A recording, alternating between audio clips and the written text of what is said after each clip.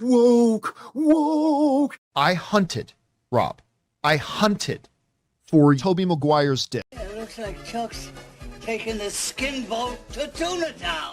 You look goofy. I learned a long time ago that there's no sense getting all riled up every time a bunch of idiots give you a hard time. In the end, the universe tends to unfold as it should. Plus, I have a really large penis. That keeps me happy.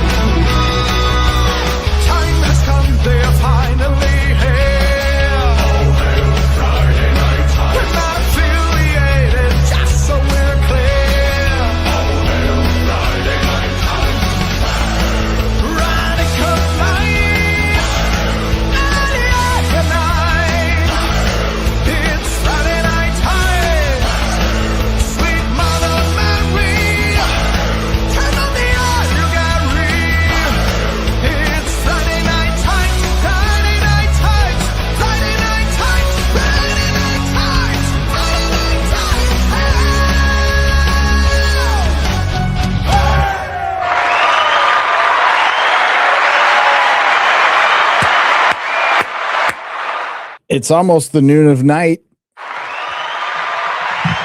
It is. I got that all screwed up. How's it going, everybody? Welcome to Nerdrotic at Night, which is supposed to be a Nerdrotic nooner. And now it's really late because I was working on a video and I got about a third of it done. Garrett will be busy. Poor Garrett. Pray for Garrett. Prayers for Garrett. He's been suffering, but hey, it's a video that's not a Starfleet review. So it's been a pleasure making it. It'll be fun. I'm going to weigh in on this Warner Brothers Paramount thing. And it's kind of a recap of Hollywood in the year of 2026 so far. Good, the bad, and the ugly. Hi, Noons. Noons, you doing okay? Everything, you doing okay? How's it going? I hope you're doing okay. I hope you're doing okay. What's up? Okay. Let's see who's here. Shadow Chaser, Noons, Mither, Gawker's Death Rattle, Dead Dingo Dan, Obin Wang Ravioli. Is it supposed to be Obi-Wan Ravioli? I don't know. Jack Hammer. I always want to say Hammond. Jack Hammer. Frank Hammett. Christopher Peak. The Singing Bush. Gemstone. Coopster. Palto. Hertz Donut is here. Everybody's got to say present. No, you don't. Angry Shellback. Las Vegas Jedi. The Jedi of Las Vegas. I mean, you win a lot. I never win. But, you know, it's probably because I never gamble. Yeah, it's a thing that was kind of fun when I was younger, which makes no sense because I was broke as fuck. But that makes it a little more challenging, I guess. Now I'm like, why? Why would I do that? Why would I give away money when I can use this to buy a comic book? Indiana Jake, what's up? Mexi Rage. Silurian Skies. Love those Silurian Skies. Giggity. Giggity, giggity. And James T. Whalen. How are you? Reno is better. Reno is better. Is it? I can't remember the last time I was at Reno. I was never there as an adult. My dad went there. My dad gambled a lot. I mean, not like he didn't have like a gambling problem or anything, but I think I've told the story before. I went to Vegas. My dad took me to Vegas in the 70s and left me out with the doorman while he went in because kids couldn't go into the casinos those days. You know, it was the 70s. What was going to happen to me in Vegas? No, he didn't have to call 1-800-GAMBLE. No, my dad's gambling was the stock market. My dad was addicted to the stock market and pretty fucking good at it, to be honest with you. Pops was good. We started out like super like lower middle class. And yeah, after he rightly kicked me out of the house, he did really well for himself, actually, like really well for himself. I did not get to enjoy any of those benefits because my ass was not welcome at home. Yeah, you know what? Yes. I miss the good old days when I could buy cigarettes for my dad at the age of 10. My dad smoked Salem's. He smoked menthols. White guy smoking menthols. That badass motherfucker. He's like, I just quit. And he just quit. Yes, he was Dr. Seuss's accountant. Jose Taco. Good memory. Pops was Dr. Seuss's accountant. He helped get, right before he passed, he helped Audrey get some of the financing for the Grinch movie with Ron Howard, and he helped immensely get the UFO-looking library at UCSD built. Yeah, my pop did some stuff. So, yeah, we're going to do a square up, and we're going to talk a little bit about Hollywood hypocrisy. I'm not going to really use the term Black Hollywood, even though it was the NAACP awards, but they just act like Hollywood. So it's just Hollywood to me. It's rich, out of touch, emotionally retarded, egomaniac narcissists who desire attention above all else when they get plenty already, when a lot of them have had a lot of accolades and done very well for themselves in this great country of America.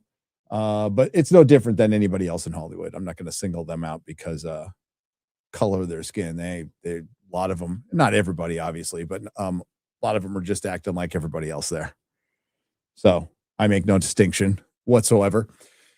The whole John Davidson thing, which I thought would be over right now, and would have been, got carried over with a joke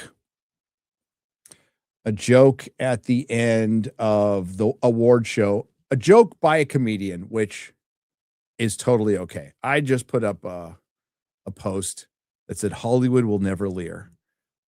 Now, I wasn't specific, so people reading into that is fine. That's normal for the internet. But I have no problem with the joke. If I was in the crowd at the BAFTAs and I was within a couple of rows of John Davidson and he was having his tics, I'd have probably died holding in my laughter. Okay. Just considering the environment, not at him, but just considering that he's there with his tics amongst all these celebrities. I'd probably laugh my ass off. Okay.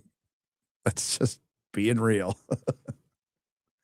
And you would hope like we could get to that. And if you watch some of the behind the scenes stuff when they have their ticks, they laugh at themselves, right? They laugh at themselves, and of course we had Chrissy coming on FNT. We joke all the time. So jokes are fine. It's not the joke that's the issue at all. I think there's 100 better jokes you could have done, but I'm not a comedian, whatever. And he can do, and he probably chose that one specifically for the audience or whatever. It is equal application of the rules. That's the only thing I meant with my post. Equal application of the rules. So if they're just jokes, which they are, then they're just jokes. All the jokes are just jokes. And the term "it's just jokes" means, for the most part, that there isn't real intent behind it. It's just made to poke fun of, amuse, to make people laugh, right? Now, jokes are a lot of ways to hide intent too, but fine. I don't care. Tell the joke. Free speech. Brilliant. Awesome. No problem. If all things were applied equally, we wouldn't be discussing this right now. We wouldn't be discussing it at all. Because if all things were applied equally, people would have just said, it's just Tourette's. You can't help it. There's no intent behind the word at all. Like, it's meaningless. Like, this is the one time that you can give a guy a pass because he didn't mean it. He can't help it. And I have, since then, I have heard some crazy shit. I was on Peers with 3 people who are educated. Well, I don't want to be too hard on one of them because the TikTok guy, he only said one thing, and maybe it was his first time on Peers. I'm not sure. So I don't. But the other 2 were supposed to be educated, and they didn't know what Tourette's was like at all. And I heard a lot of people saying, "Well, he should have just shut up." He'd love to shut up, I'm sure. Oh, you all of a sudden just care about this guy with Tourette's. Well, I saw the movie, and I do have a certain amount of empathy towards him. Having lived a pretty hard life myself, it was nothing compared to this guy. But no, it's about pointing out your hypocrisy. So as a virtue signal, they invite him in. They did warn people. So that urban legend out there is they didn't warn people. They did. Now, as far as what was edited out of the program, some stuff made it in.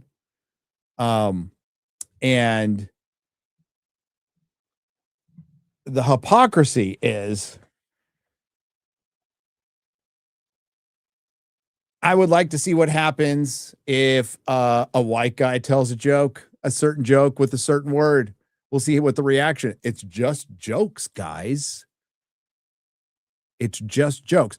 But the virtue signal gone wrong is they did it for a virtue signal. They don't really care about Tourette syndrome. They don't give a shit about your cause. That's the whole point we were trying to make last week, is they use you.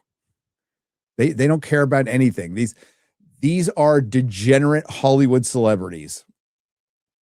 And we know what they get down to or up to after award shows. So they don't care. They don't care for the most part. And when that happened, they failed the biggest empathy test they will ever have in their lives as an industry collectively. All the entertainment industry had a moment to really show that they had it and rise above, and they failed. Just pointing it out. I don't make the rules. I just make the observations. Just pointing it out.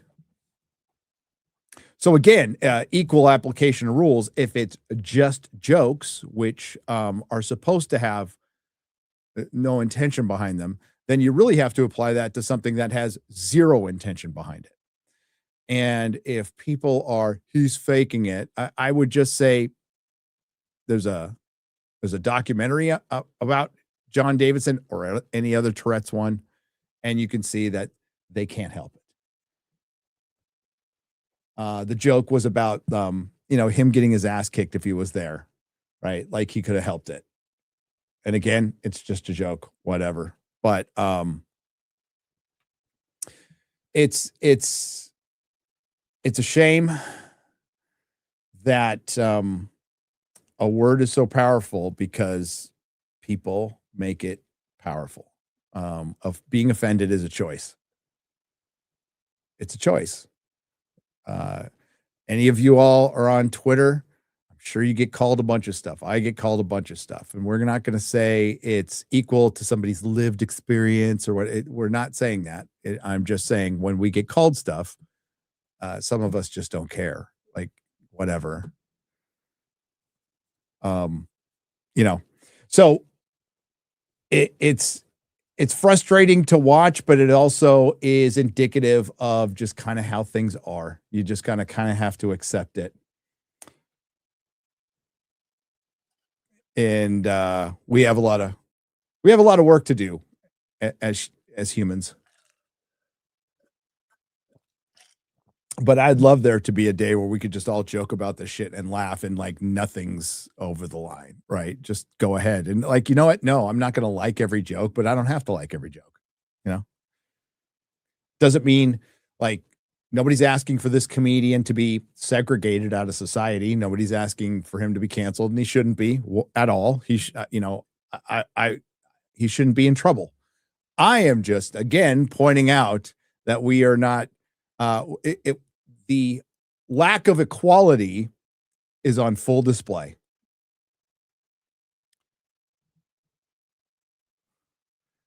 Is on full display.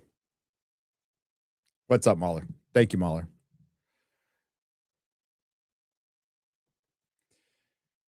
And, I don't know if anybody's going to learn anything. I don't know, but hopefully at least a few more people recognize that Hollywood's full of shit.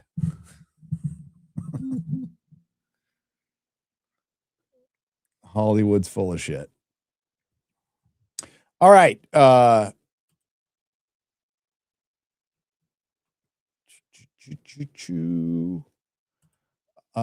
Jack Hama says, "Hail, Gary and fellow travelers. Saw you on Kennedy, giving me flashbacks on the fun MTV days. Your time in jail was sobering, and I don't even drink." Yeah, it was very sobering. Thank you, Jack. It was very, very sobering.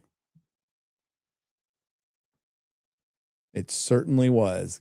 Glad. You know what, though? I'm glad I went through the experience. I wouldn't be where I am today if I hadn't learned a lot of valuable lessons. A lot of valuable lessons. So I wouldn't take it back, even if I could.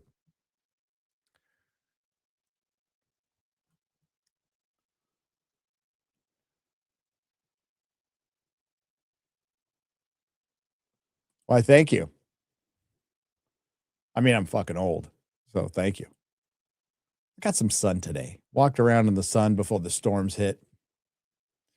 Oh, thank you very much. I had a burning desire to talk about that because, listen, there's people who disagree with me, who are friends, and they remain friends, by the way.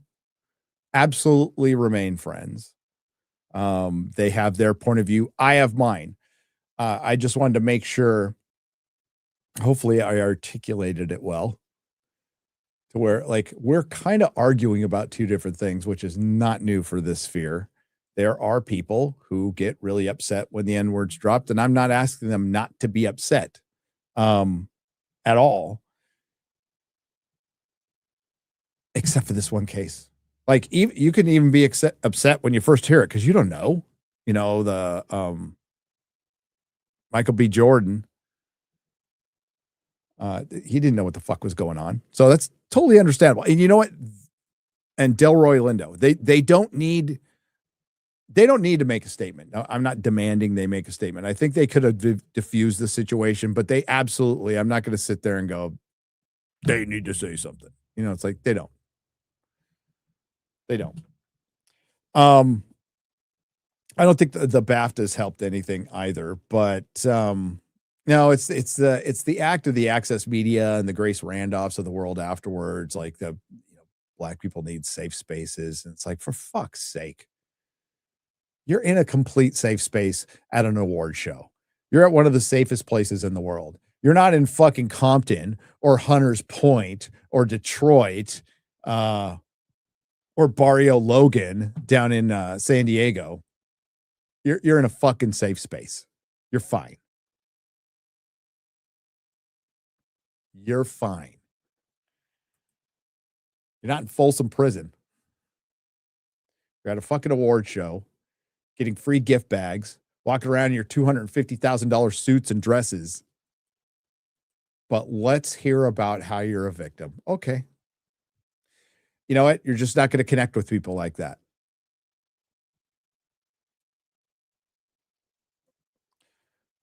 It's not going to win you any buddies. I think the Jim Carrey replacement theory is Crispin Glover. It is odd.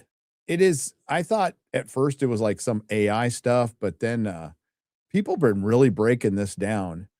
And I guess my opinion is, okay, he got cloned. Will he be funny again?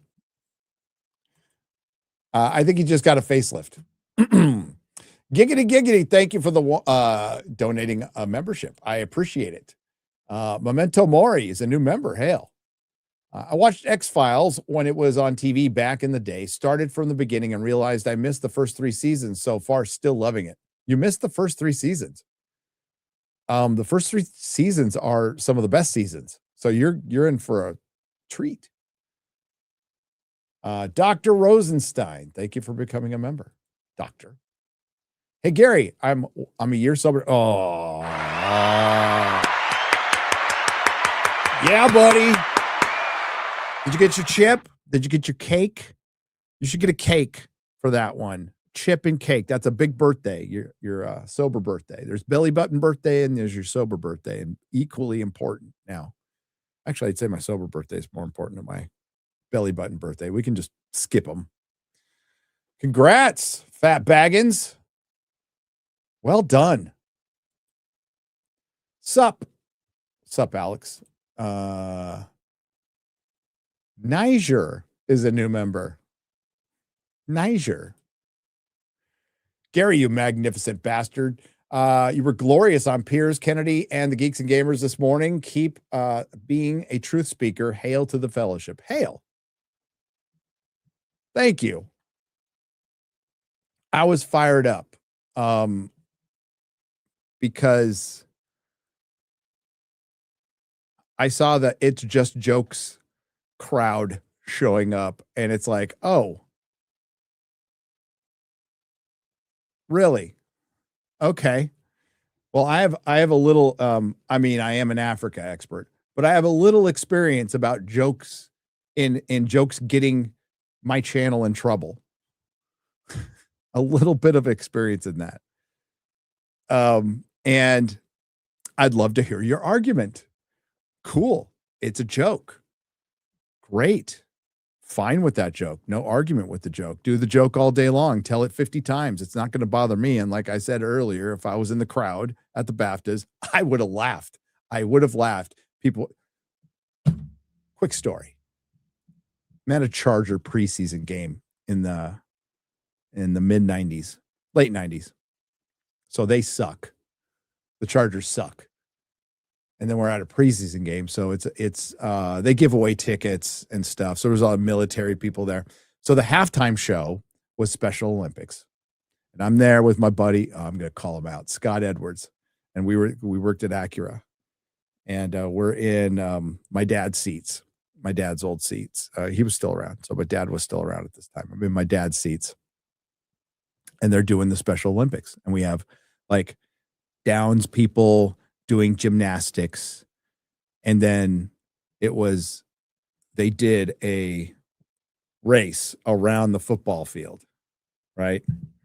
So me and Scott, being the immature assholes that we were, we're watching this and we are holding and laughing. We're like,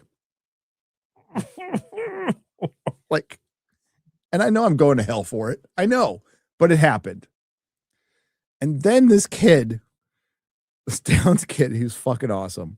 He's running around and he just decides, oh, fuck this shit. I'm going to win this race, and runs across the field.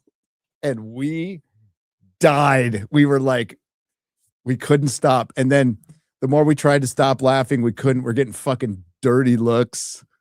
Only way we got saved is the late great Dick Barnett, who was sitting next to us, pointed out that like it was actually the kid who crossed the field and nobody caught it. So, but honestly, we were laughing at the shit before that too. So I'd have been laughing.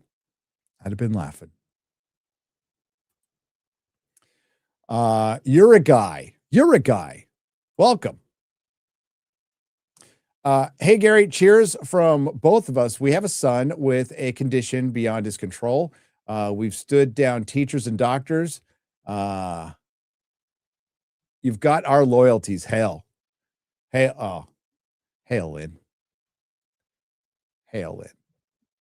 Appreciate you. Yeah. I mean, I have a son on the spectrum. So, does it hit a little bit because of that? Sure. Absolutely. But in my experience with, I had trouble with teachers. I did. Like one who either didn't recognize it or didn't respect it, and then wanted him in his creative writing class to write about white privilege. And the teacher looked exactly like you think she would look in the San Francisco school district. Oh, by the way, San Francisco, where I'm at the junior high, and there's Antifa flyers in there. Yeah, we got them out.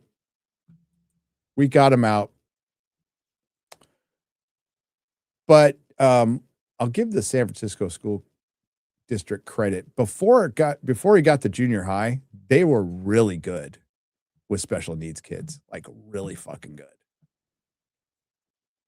Until they get to junior high. Gary, have you seen Paradise on Hulu? Pretty good apocalypse show. No, maybe I'll watch an episode tonight, Mr. Shenanigans, since I've got a big chunk of my video. Thanks again, Lynn. You're wonderful, Lynn. So are you, Mr. Shenanigans. So were you. Oh, did you hear teachers are the most protected charlatans and Philistines in modern society, actually ruining kids. Dio Number, you said it. Okay. I don't know if I made this clear enough in my book. I have a very good reason for fucking hating teachers unions. Personal reason. And it's because they protect pedos, and they have for years. So the LA school district has to raid their general fund of $250 million, which they said is probably going to go up to $500 million. That's $500 million to cover lawsuits from teachers diddling kids. Teachers that they don't fire because they can't. So Adam Carolla talked about it. He's 100% correct. You know where they send them? To the poor schools in the poor areas. Because in those poor areas, like it or not, you're going to hear some truth. A lot more single mothers, or both parents are working, not enough supervision, a lot less heat you'll get. They don't fire them, and they could, but they don't. You ever wonder why the Boy Scouts got taken down? Because it was a hotbed of pedos, and the Catholic Church got kicked in the nuts because it was a hotbed of pedos. But man, you never heard anything about a public school. You're like, because pedos go where kids are, but somehow they just skipped schools. Interesting. No, there should have, there never will be, but there should have been a reckoning that would make the Catholic churches and the Boy Scouts look minuscule for public schools. But we can't have that because it's the state. It's the state, and it's the liberal progressive state.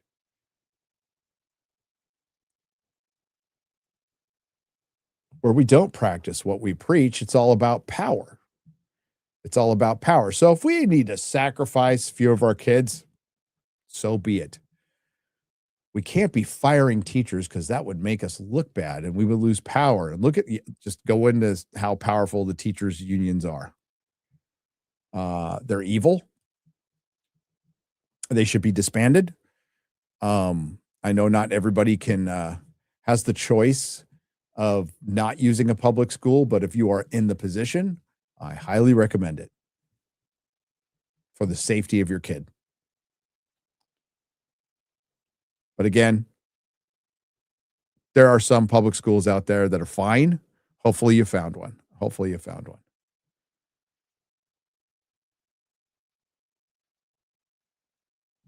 But yeah, I have a very personal reason for hating them.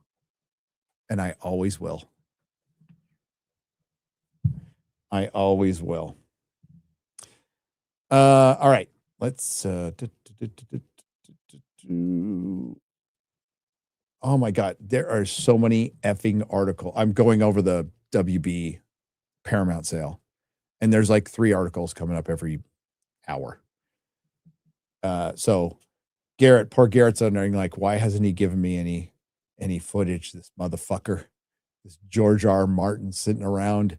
I have been reading these articles for 4.5 hours. They're all pretty terrible. There are some good lines in there. Lots of bitching about Trump. It's pretty funny that Hollywood, would you say Hollywood was pretty collectively against Netflix buying Warner Brothers? I would say so. Really got that impression, right?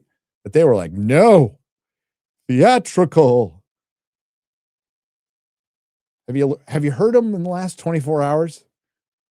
They've really changed their tune.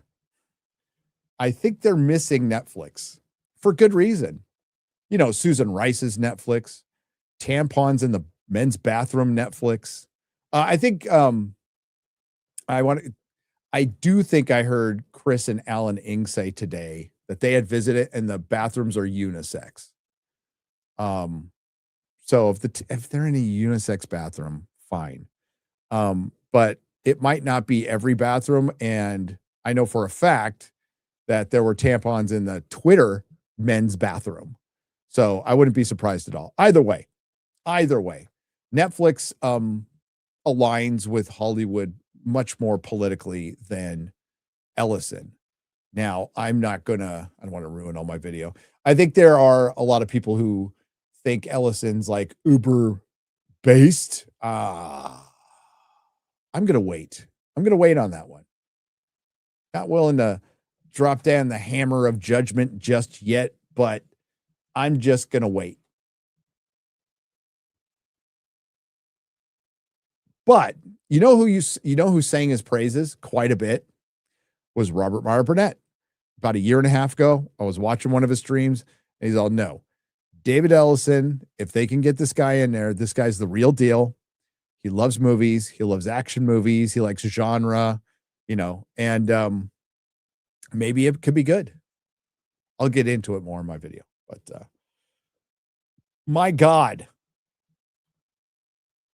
there is a lot of clips. Let's see. Oh my God, I just talked about that. Oh, the Writers Guild. The Writers Guild Awards are canceled because the staff went on strike. The union went on strike against itself. That is the funniest thing I've seen all fucking year. So no WGA awards because they're on strike against themselves. Oh my God. RMB doesn't like Paramount's output lately. I can't say I do. I mean, I'm in agreement with them. I mean, they're releasing Starfleet Academy weekly right now. So that's, and it's not like, here, I want to, before I talk out of turn here, and like, listen, in my video, I try to really stay away from the financial stuff because I don't know shit about it. I really don't. And I don't care. It bores the fuck out of me. Let's see. Date. Skydance took over Paramount. What was the date? Okay, so they've had it for. Okay, I thought it was August. We were trying to figure it out on FNT, and somebody said it was 2024, but that's when the deal was closed. So they have had it officially for 6 months. Plenty of time to cancel Starfleet Academy. And I could almost forgive them with season 1, right? Like it was late in the game, it was going, but they just finished shooting season 2, and they shot all of season 2 under Ellison's watch. That's a problem. Oh, and we're getting 2 seasons of Strange New Worlds. Every minute of Star Trek you release, that's Kurtzman Trek, you pretty much chip away at the minute chance of you bringing this back. So if you're willing to pay $110 billion for Warner Brothers, you can take a little bit of a hit with Starfleet Academy, shit can it, never let it see the light of day, give Kurtzman cash he doesn't deserve, and I know this would hurt. It hurts me to hear it. And then tell him to fuck off permanently. And all that would do is energize the fan base. It would upset Jesse Gender and other people like that who, quite frankly, don't matter in the discussion at all. What matters in the discussion is the majority of fans who are engaging that might come back. That might. Now, how do you fix this? I mentioned it in my last review. You put everything in the Kelvin timeline. Done. And you go to the early 24th century. You get a brand new ship. Is it in canon? What ship goes to the Gamma Quadrant in? I just saw it on Twitter today. It's the one with the third nacelle. Come on, nerds. Help me out here. It is the USS. Not the Enterprise. Not Voyager. Fucking A. I can't remember it now. Robert would know. But yeah, go to the Gamma Quadrant.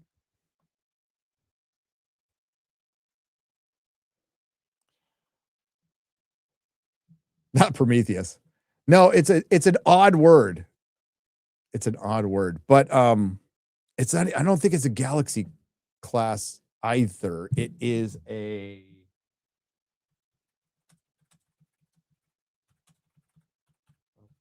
It was really cool looking. I'm not usually a fan of the. I like the Galaxy class. I think they're fine. Here we go. It is. Oh my Lord! Look at all those. Give me just a second. Looking up all the classes of ships.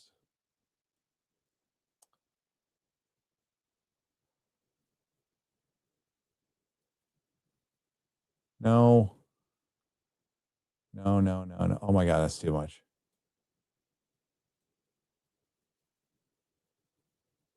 Not Constitution. It's the one after. Oh God, never mind. That's too much. But it looked cool as fuck. And I would just put a crew on a ship, Bring back masculinity. That's pretty important. You get it. Masculinity has to be back on the menu, right? And then you just go on an adventure. Or forget like go to another galaxy. Get crazy. Get crazy. It wasn't a dreadnought, damn it. I wish I would have bookmarked it. Now I'm going to have everybody wondering.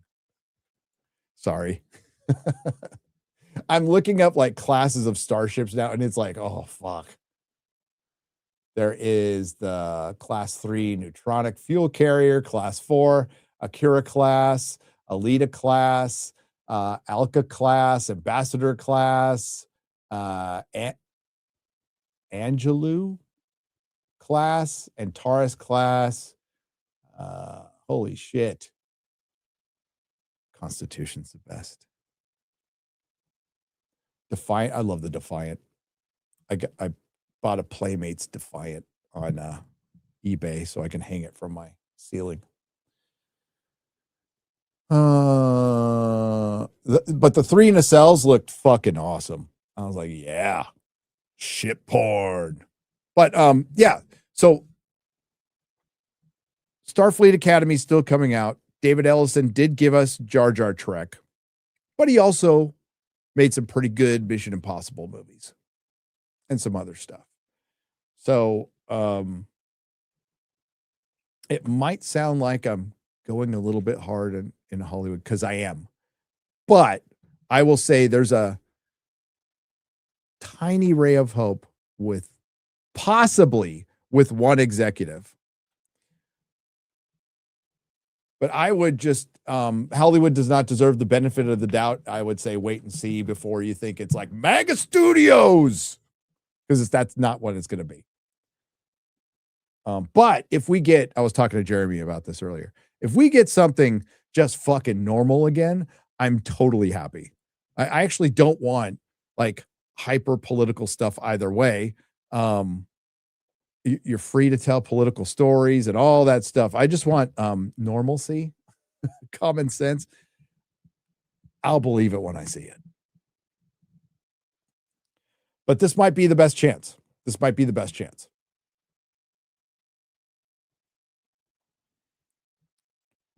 Yeah, MAGA Studios, MAGA Plus.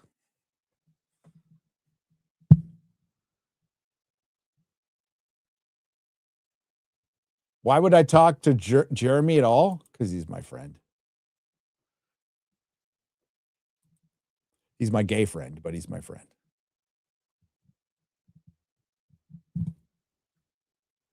Israel Studios. I mean, that's Hollywood, bro.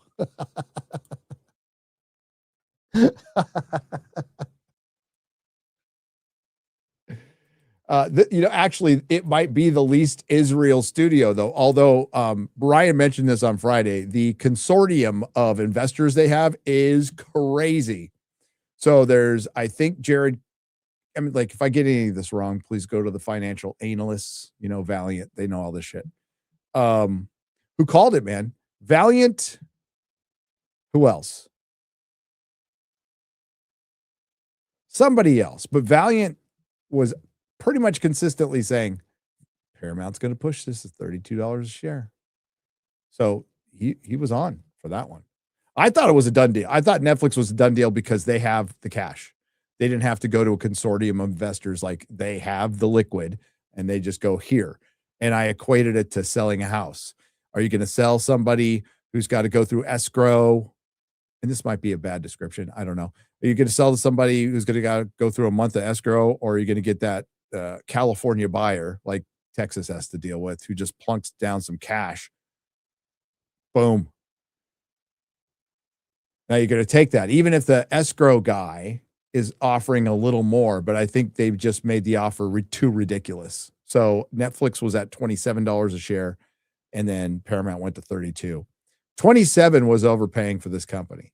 David Zaslav has done his job. His job as a CEO is to make the company money, and he tripled its value in under a year in stock. So everybody's stoked. So the investors, I saw Campy out there.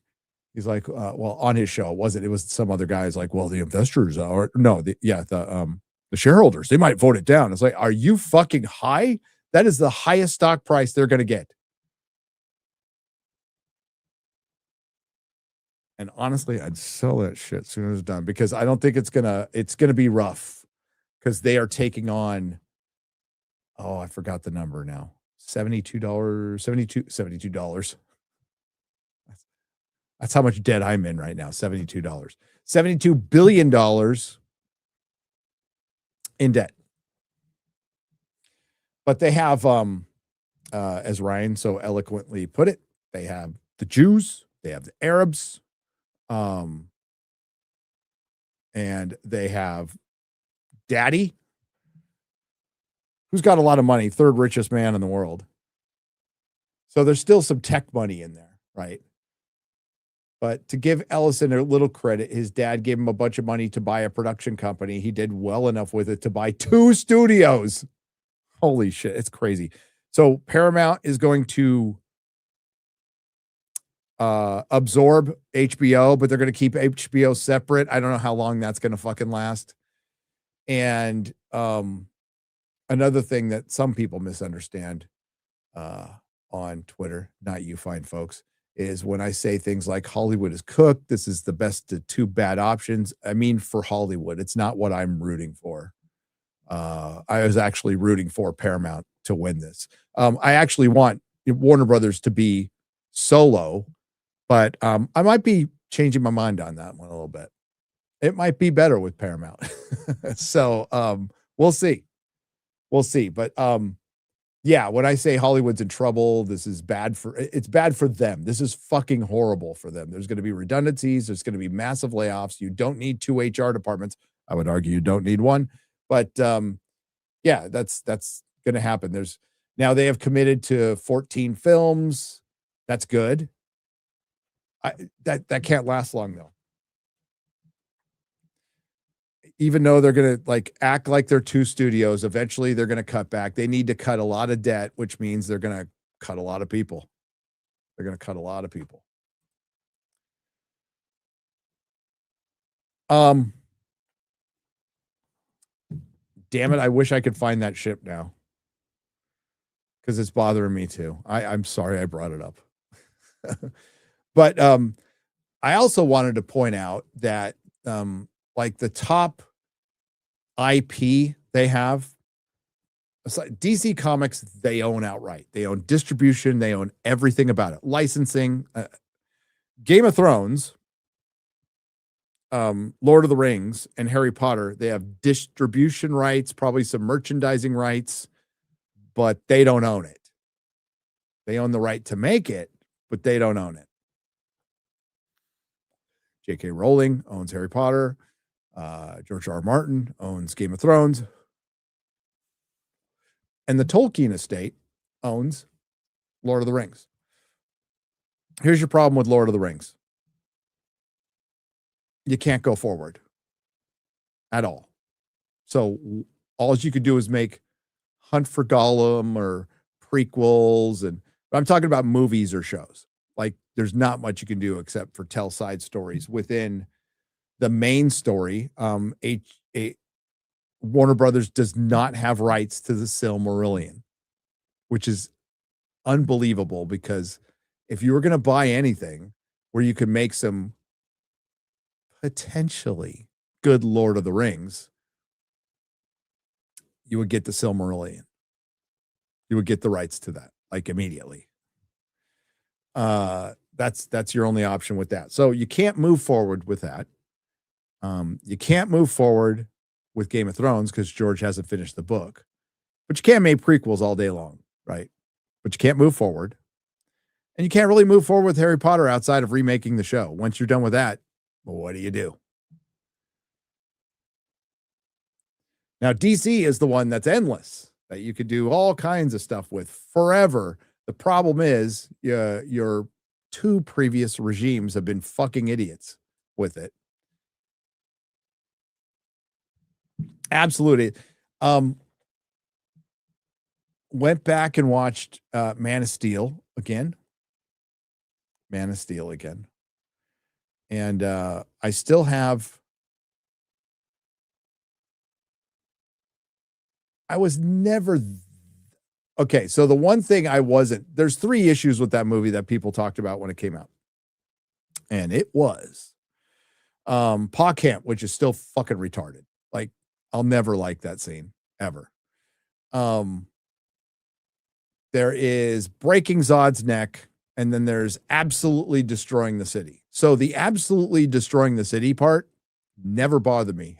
Have you watched a Justice League Unlimited cartoon? Have you read a comic book? Cities got fucked up like that all the time. All the time. So that's not one of the arguments. I was like, what are you talking about? Like, that shit happens all the watch the Justice League Unlimited. It's famous where Superman takes on Darkseid. It's a fucking awesome episode. They fuck that city up. They destroy it. Now, yeah, Pa Kent's retarded, and like, listen, I can live with Zod getting his neck broken in the context of it. I can. Wait, that movie is aged so well for a lot of people. I never hated it, by the way. It is aged very well, especially when you compare it to James Gunn. Now, James Gunn, what is it? John Campea said he was going to probably leave over this. It's like, okay, threaten me with a good time. Let's go. Let's go.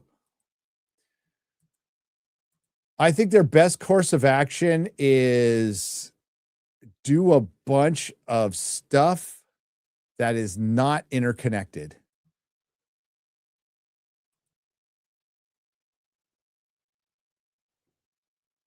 There's so many stories you could, God, there's so much Vertigo shit they can do. So much. I think they'd be better off with that right now. I know, Campea. Woke. I hunted, Rob. I hunted for Tobey Maguire's dick. Good old Campea. My night, just call me Power. My night's going great. I'm talking to you fine fellas and ladies.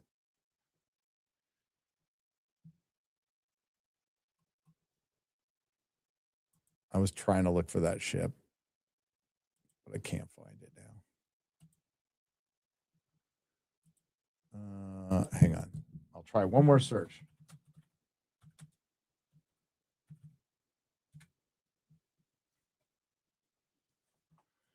Nope. Search function on Twitter sucks balls. Sucks balls. So we'll get to the square up in just a minute. Let's talk to you a little bit.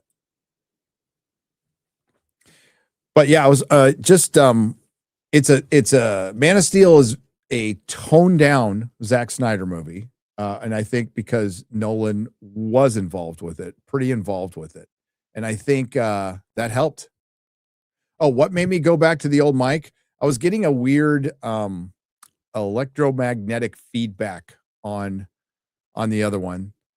And it wasn't just that mic. I have 6 of them. So I traded them out, was getting the same thing. I'm like, screw it. I'm going to break out the old one again. And it's fine. I like the old one.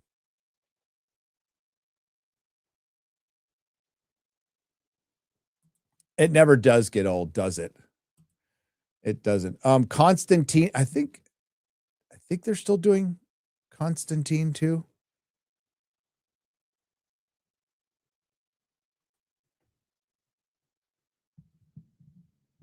I want to see a real Constantine. I love the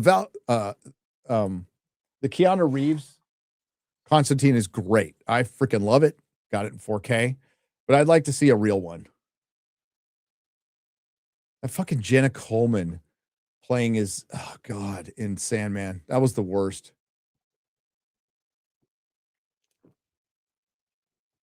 It was bad enough Death was black.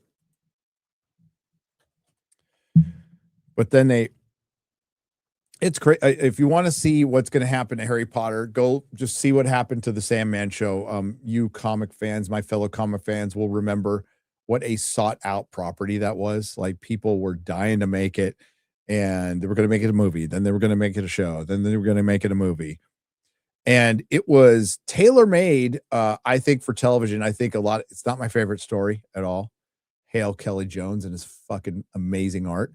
But I think it could have really worked as a TV show. And they, with Neil Gaiman's signature of approval, fucked it up.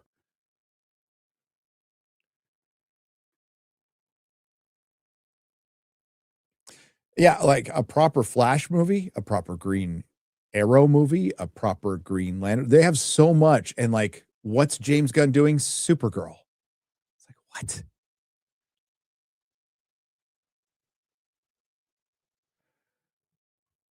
Yeah, it was so fucking bad. Death is a pale hot chick. I mean, she is a goth. She is a goth. She is a white goth. And she was arguably, no, it's not even arguably, the most iconic character in the story. When you think Sandman, you don't think Morpheus, you think fucking Death.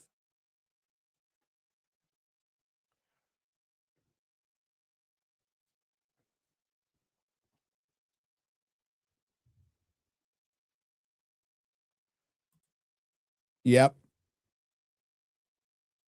Oh, fucking Good Omens. Who was the voice of God? Fargo. Married to a Cohen brother. Yeah, she was the voice of God. It's like, oh, fuck off. What studio owns Spawn? McFarlane owns it. And yeah, I don't know. Like, I'd love to see a good Spawn movie. But the last time I heard he wanted to do like a low budget Blumhouse Spawn, it's like, no. Do a Spawn movie. Watch the shit out of a Spawn movie. I love Spawn. It's not the most well-written comic in the world. Okay, it's just not. But I think the concept is pretty cool. And I am a McFarlane fan. The animated Spawn series is top 5 animated series of a superhero ever. Maybe top 3.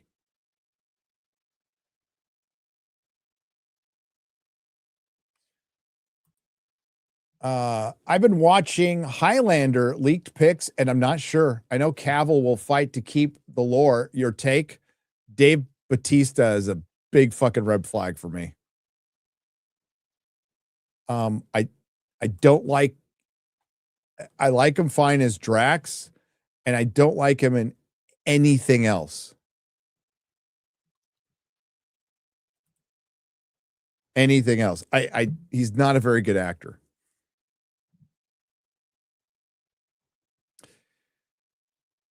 Highlander has lore. Yeah, it's got a TV show. TV show's pretty good. Oh, get out of here. Fargate is overrated. Monsieur Price.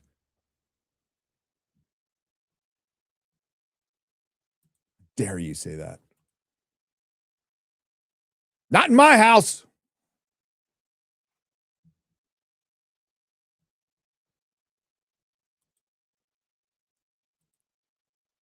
Don't let Mahler catch you say that. He can reach you from where he is. Duncan greater. Duncan greater. What's up, Blue-Eyed Scorpio? Duncan greater than Connor. You're not the first person to say that at all. At all. I was hearing that a lot when the show was out. The show's pretty good. It grew on me.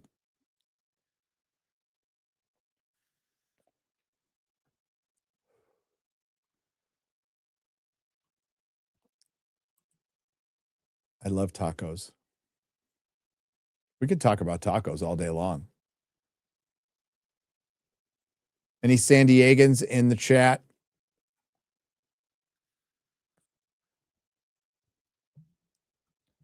Unless something has changed, you still want to go to Filiberto's, Roberto's, or Juanita's, which is on Highway 101 in Lucadia. Fantastic tacos. Fantastic carne asada burritos. Food of the gods. Poway in the house. What up? Home of Tony Gwynn. R.I.P.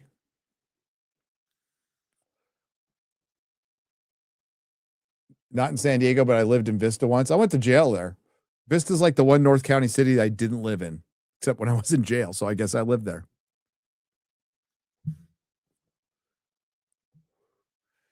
But I've lived in Carlsbad, Oceanside, Encinitas, Escondido, Rancho Bernardo.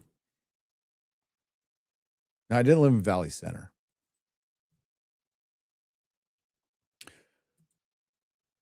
Roberto's is delicious. I think we're going to finally get some out here in Texas because they're moving east. I saw one. I think there's one in New Mexico now. There's definitely a bunch in Arizona. Oh, you're on Ted Williams was from San Diego. Ted Williams Parkway goes through Poway.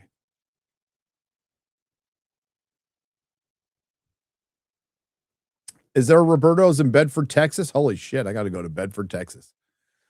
Let's go Brandon Herrera. Hell yeah. Hell yeah. My wife saw him the other day.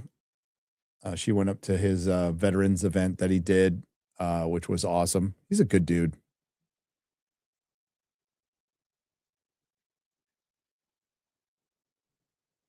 College Boulevard. Know it well.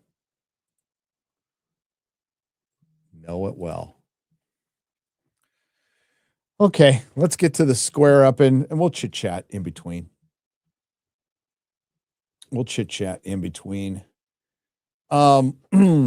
J Mall 705 for $5 is from Friday Night Tights, of course.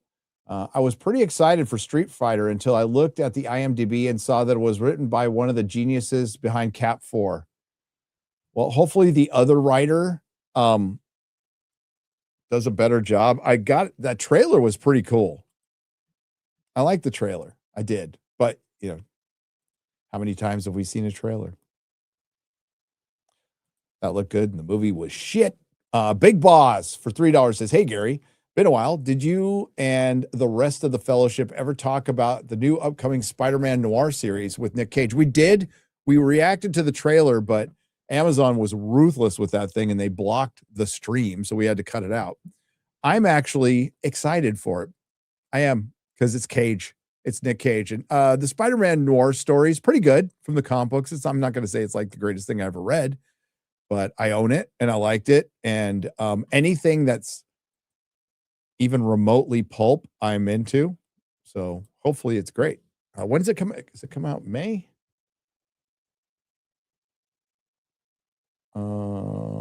Spider Noir series release date. Yeah, May 27th. Are we getting Daredevil this month? I think we're getting Daredevil this month. Ugh. Hi, Gary. First time dono, long time viewer. Hail. Knights of the 7 or 9 Kingdoms was good. I'm going to rewatch it tonight as well. My dad has a San Diego chicken bobblehead. He'll donate it to you if you don't already. I don't have one. Are you sure he wants to give it up? The San Diego chicken. Legend. Hell yeah. Are you sure you don't want it? Like, shouldn't your dad give it to you? Opinions on the null stuff Marvel has been doing over the last few years. I prefer the 90s Planet of the Symbiotes origin for Venom, where there were just species of parasites that consumed planets full of people. I don't hate the null stuff. You know what I preferred, Daniel Moore? I preferred when Venom was a villain. I think they were stupid to make him an anti-hero. I think he should have been, because he could have been Spider-Man's Joker. right? Instead of resurrecting Green Goblin or anything. Like that's a modern time, relatively modern, okay, in my lifetime. New villain that was a good foil for Spider-Man, and I hate that they made him a hero. Did I buy Lethal Protector? Yes, I did. Did I read it? Of course I did. But I preferred he be full villain. I hate it when they do that. Planet of the Symbiotes was good. It's an action figure line from that too, with She-Venom.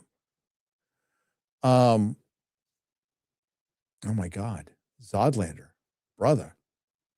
All right, you ready? It's 8 parts. It's 9 parts.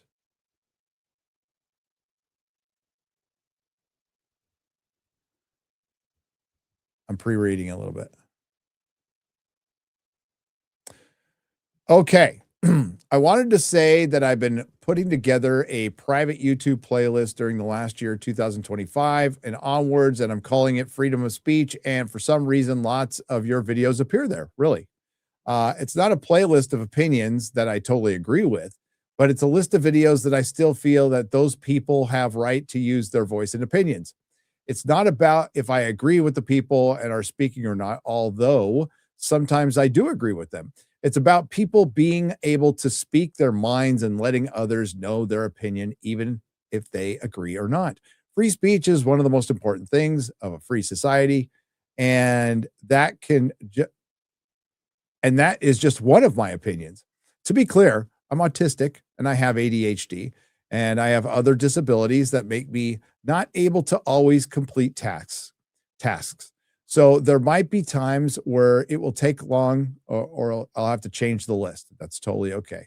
Regarding Mr. Davidson, in the UK, TV broadcasters generally cannot censor a disabled person, as the Equality Act 2010 protects against discrimination and mandates reasonable adjustments, aiming for inclusive, non-stereotypical representation. However, content may be edited to remove involuntary offensive language, e.g. Tourette's, tics, to comply with broadcast standards, as seen in recent BBC Instagram apology regarding the BAFTA broadcast. This is Google AI, by the way. I hope the reason that BAFTA censored something and that's the reason BAFTA censored some things and not others. Is that someone taking a coffee break at the time? Love you all. Oh, and hi Platoon. Love your vids. Platoon's awesome. And there's one more. By the way, Streamlabs being weird made a lot of these messages come through. This is why I only used it one time in case of tech fuck ups. Anyway, enjoy your extra coins for me and Streamlabs fuck ups. My Streamlab fuck ups. By the way, finally getting to read your book. Fuck FedEx Sweden. Oh, I'm glad you got it, man. I'm glad you got it. Yeah. I think for anybody who like believes that the BBC deliberately left in the N-word because they're racist, I think lowest common denominator might be a good description of you. How could you possibly think that, considering what they have produced and considering what they are? I will complain and criticize the BBC for a lot of things. I don't think they're racist. I don't think they're racist in the sense of being outwardly racist. Now, if we want to talk about keeping people on the plantation racist of like California politics and stuff like that, my ear is open. Absolutely. But no, I think it was a monumental fuck up on their part. It's live television, and they had a lot to deal with because their virtue signal went wrong. Ryan Kittle for $10. The AIDS virus gets a Jeremy Griggs shot every year. Erickson Lee for $5. We welcomed our 4th and final daughter into this world 2026 at 2:28 a.m. Congratulations.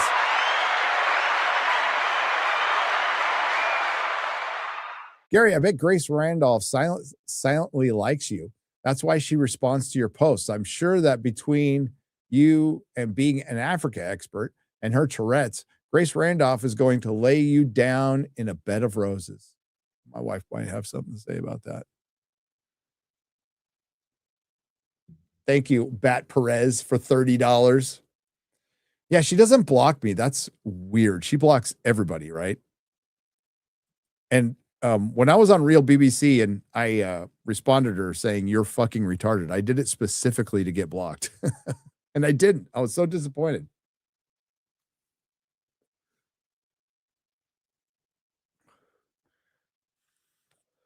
Couldn't tell you why she doesn't block me.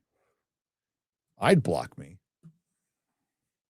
Ryan Kinnell, the woman I lost my virginity to was retarded. I wanted my first time to be special.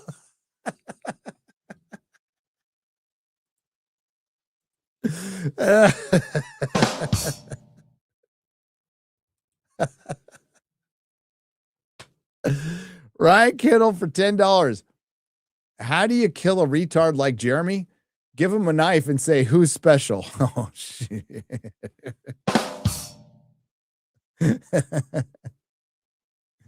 Alex901 has gifted one Nerdrotic membership for $5. Thank you. 21 Palika has gifted one Nerdrotic membership. Thank you very much. Magnum Norris for $5 just says Excalibur. Excalibur's in 4K. And it is gorgeous. It is absolutely gorgeous. I am pretty critical of a lot of the remasters of 4K from particularly 70s and 80s have way too much grain. They go a little fucking nut. A fistful of dollars 4K is ridiculous with grain. And it's like, you have film. You don't do that. Like, so yeah, way too grainy. But the job they did on Excalibur is really good. Highly recommend. It's a fucking great movie, but highly recommend getting that 4K. Best Fantasy Miniseries 1995, The Record of Lotus War Anime. Trust me, it's like Lord of the Rings. I bet my sobriety on it, Gary. Whoa, DEF CON. Don't do that. I have heard of it, though, through suggestions. Ryan's black girlfriend, my lady, said something before the thing started that needs to be said, says Magnum Norris for $10. Dune Bat for 20 says the word caprolia, pronounced coprolalia. Ugh.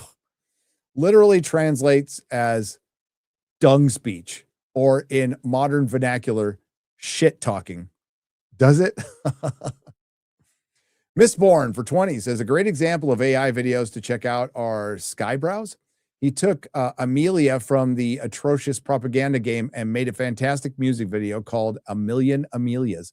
You should do a reaction to it. Plus, Phil makes a quick cameo. Ryan's Black Babies Don't Die, They Multiply, says Christopher Patchett. Mark Hannock for $10 says, I want the A-Team back fighting the cartels with writs of Marquis.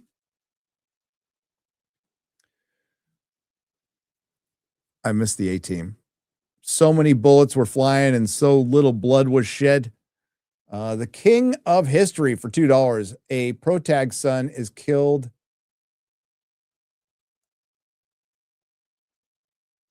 I'm having trouble because it's all blended into one word.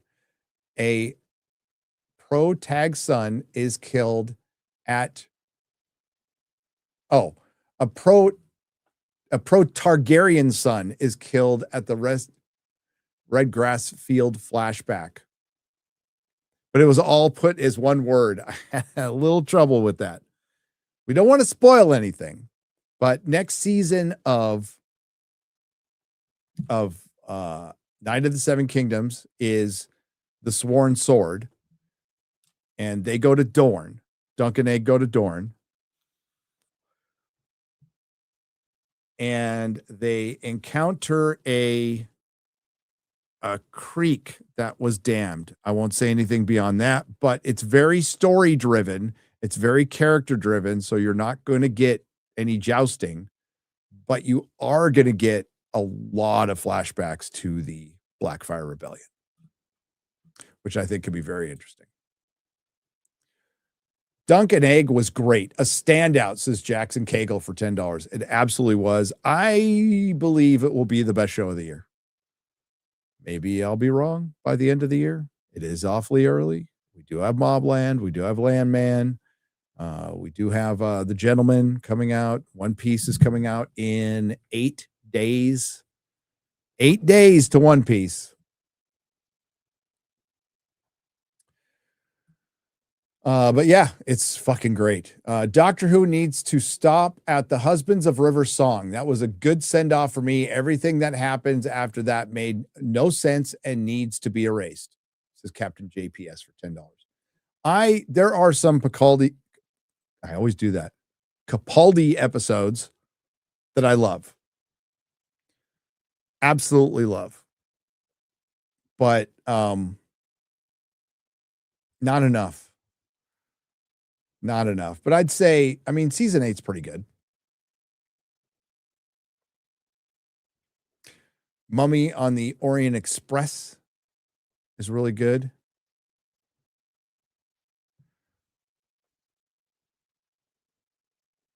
They wasted him, though. They wasted him. Here, let me look.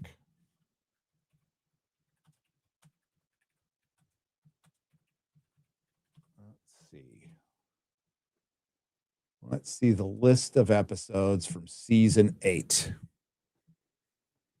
Deep Breath was good. Into the Dalek was okay. Robot of Sherwood was terrible. Listen was pretty good. Time Heist was okay. The Caretaker was okay. Kill the Moon was fucking shit. Mummy on the Orient Express was brilliant. Flatline was brilliant. In the Forest of the Night was shit. Dark Water was great. Death in Heaven, okay. But it's Missy. Real mixed bag. You guys see Matt Walsh crapping on video games and anime? Then we have Ben Shapiro announcing they are filming a movie with Jonathan Majors to fight the culture war. Anyway, stay horny, everyone. Stay horny. From Richard Throbbin. From Dick Throbbin for $10. Yeah, I saw... I hope there was some tongue in cheek with that Jonathan Majors thing. Yeah, I just make stuff. Just make stuff. You don't need to announce that we're making this to fight the culture war. Just make stuff, and if it's good, then it brings people to good entertainment, right? Doesn't deny that there's a culture war, because there certainly is, and that's not going to go away. We have definitely seen evidence of that. I mean, just watch my video. I don't want to ruin too much of it. Aquamarine, sorry, for 5 Chilean pesos. In 2004, a German comedian made a gay Star Trek satire movie. Traumschiff Surprise. It is more serious and less gay than the actual franchise is now. I've never heard of it. Diet Travon Klassenberg for $20 says, hello, I hope you're all doing well. As we all close out the month of February, which is gone, I wanted to wish everyone happy Black History Month, aka Crime Stat Awareness Month. Ha ha, just kidding. I love Black people, especially the women. There you go. Boisinger for $9.99. The only thing interesting in modern Trek is watching Az and Disparu descend into madness. On a happier note, what's everyone's favorite bottle episode? Mine is DS9 in DS9 Necessary Evil. I'd have to think about that, because we're talking all Star Trek bottle episodes. All of them. I'd have to give that one a think. I mean, most of Star, I mean, bottle episode in the sense of it's a singular episode that they shot at a lower budget because they were filming 2 other episodes. I'd have to think about that. Because there's actually a lot. Comic Accurate Joe for $5.99. I think it needs flares. That would save it to distract from the bullshit. Oh, the lens flares, yeah. Justin plays guitar for $5. The irony is that John Davison had a harder life than most any black person born in the USA in many decades. The hustlers have no shame. Razor for $5 says, it's going to come out that the door portals are powered by the wormhole fish. I wouldn't be surprised. Everyone needs to be equal, so no one can be unique. Says Kaiser Jaeger for $5. More Star Trek without humans, a new race that goes on its first expedition and then discovers the human race along the way. Just flip it from another view. That's actually interesting. I think that would make a good episode. I don't know about a whole series, but I think that would definitely make a good episode. How to Fix Trek. Make series based off Enterprise Season 4, the founding of the Federation, 12-episode format minimum. Meeting new races, diplomacy, politics, intrigue, and a monster of the week thrown in. It says Orange Soda TR for $10. Thanks. Shad, let's hear about the Angle Moroni. I don't even know what I just said. Basil problem for $5. What is it? If nobody watched a terrible show, does it affect lore? Can't they creatively ignore all these horrible movies and shows? I mean, I do. I watch it, but I don't. Does anybody consider this? Nihilist Shadow, I'm so 100% in agreement with you. Enough fucking prequels. Let's just move forward, for fuck's sake. That's the trumpet player on the top of the Mormon temples. Oh, okay.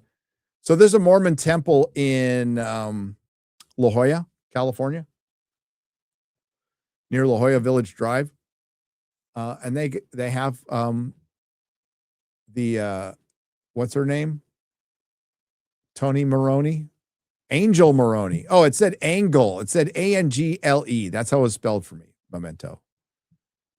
But I probably would have still said Angle. Let's be real. But yeah, okay. Listen, I got nothing against Mormons. I believe we're from Mars. I don't believe humans are from this planet. The duality of man here in the chat, ladies and gentlemen. Let's take a look at it.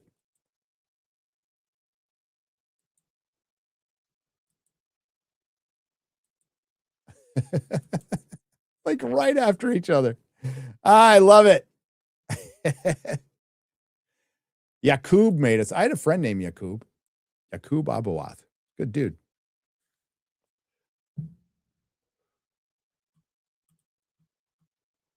Pleasure Dome erect. Kubla Khan, not Yakub, but whatever. If nobody watched I read that one. Damn. Restart Bugs and Hanna-Barbera make MTV music vids. MTV, if like now that, David Ellison owns Paramount, I would just play MTV. This is kind of a riff of what Chris suggested, right? So I'm not making this up myself. I'd put it on YouTube and play it in order up until what? What's a cutoff date? 90. Whenever they got rid of Headbangers Ball. It died when they got rid of Headbangers Ball. So whatever year they gave up Headbangers Ball, you just loop it and play it in order, and it'll be fucking awesome. Like commercials and everything.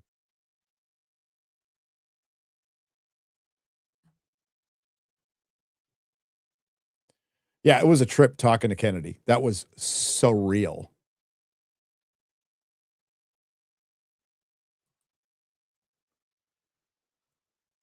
That was a trip. Aliana Blue for $20. New Zealand pesos. Hollywood is not just a storytelling problem. They have there is a death of world builders. I agree with that. They cannot manage to create a different setting. All they do is write me and my friends being ourselves. Absolutely. It's this has been discussed a lot, and it's just there's writers with no experience, and I mean, this is kind of downstream from something good. Okay. So parents, and maybe we need to go back.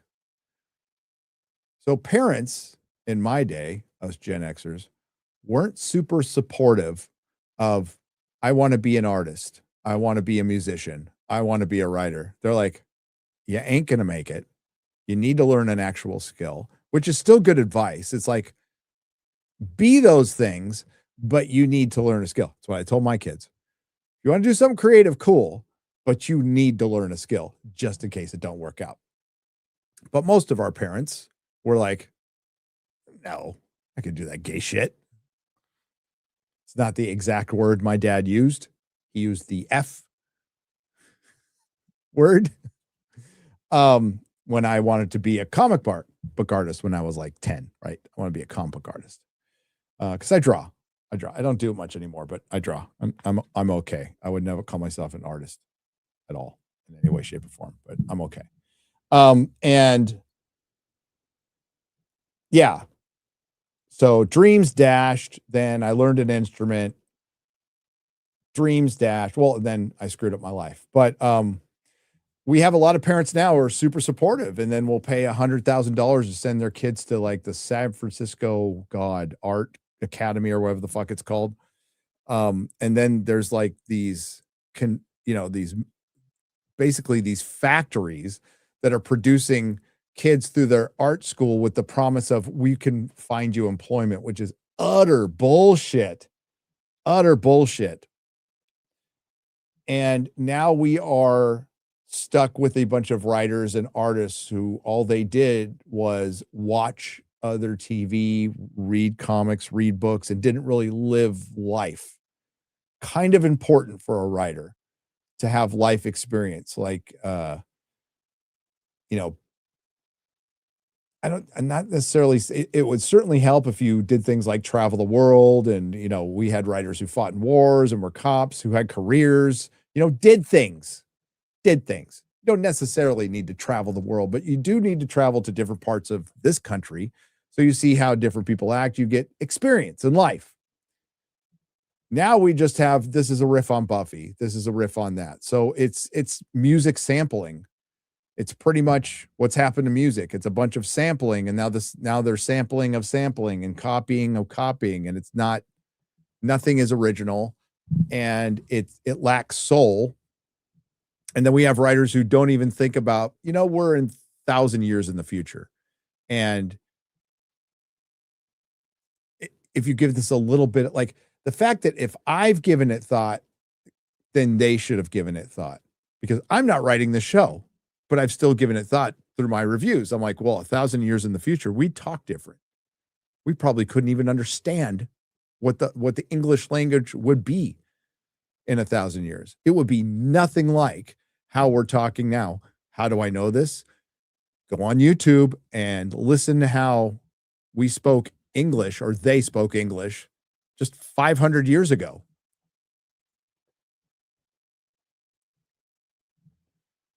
It's tough to understand.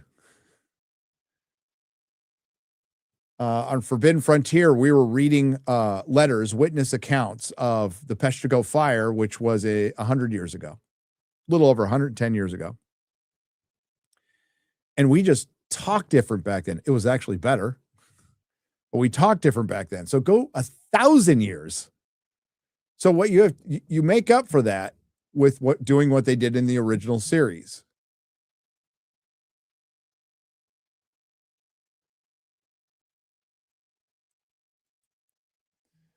But they didn't think about that because they just want to talk about feelings and relationships. Gary, are you ready for the next Lord of the Rings portrait? Sauron is coming tomorrow. Ooh, you'll have to let me know if you want a copy. Might be my best ever drawing. Nick, yeah. Show it to me. Love to see it. Well done.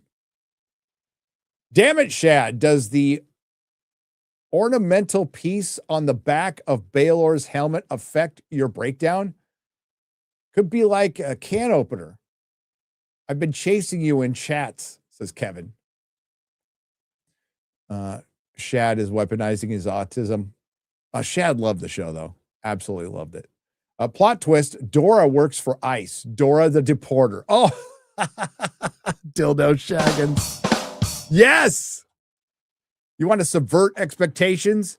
Dora the Deporter. Oh, fuck, sign me up. I'm there opening day. Michael Steele for $5. J. Paul Getty. If you owe the bank $100, that's your problem. If you owe the bank $100 million, that's their problem.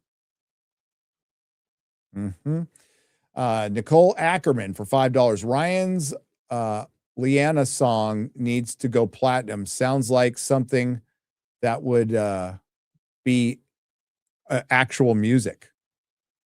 Huh. Hang on. Let's see if I can. Why is it not? Hang on.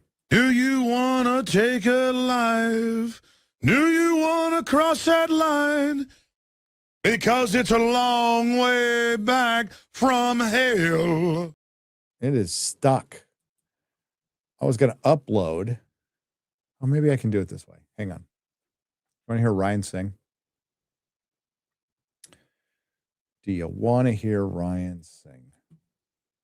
I think you do. If I can find it.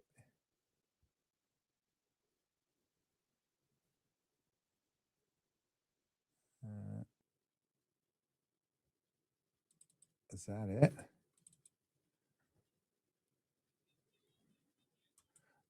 That's pretty funny.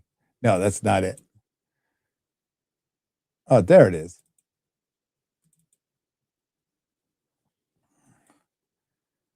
Here we go. Let's hear. We got a meetup coming up. Hijinks happen, right? Hijinks happen. Ryan gets a little booze in him, gets a little gay. Hang on. Video, share video file.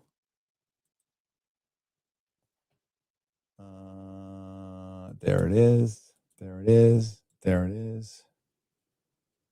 Let's go.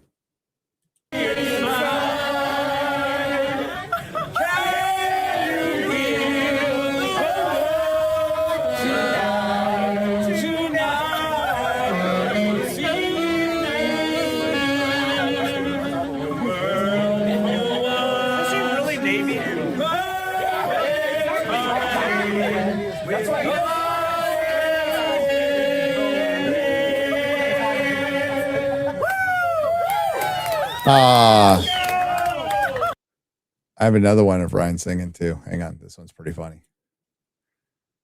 This one's pretty funny too.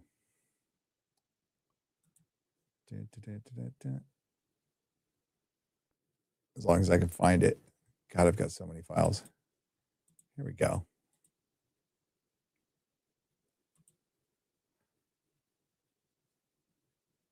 Can tell by the way I use my one from a woman's mail. No time to talk.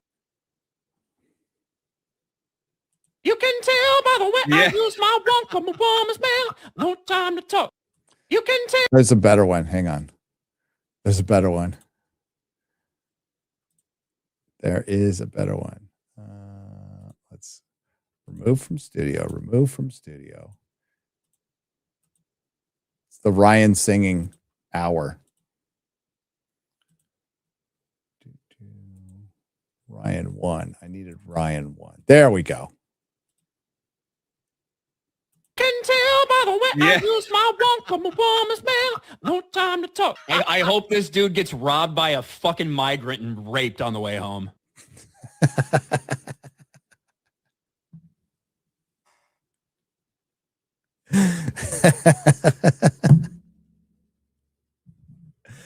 Fucking Ryan. Yeah, you might see that at the meetup. You never know. Might see him singing. Something like that happens in Shakespeare's Julius Caesar. A man with the same name as one of the conspirators against Caesar is attacked by the mob.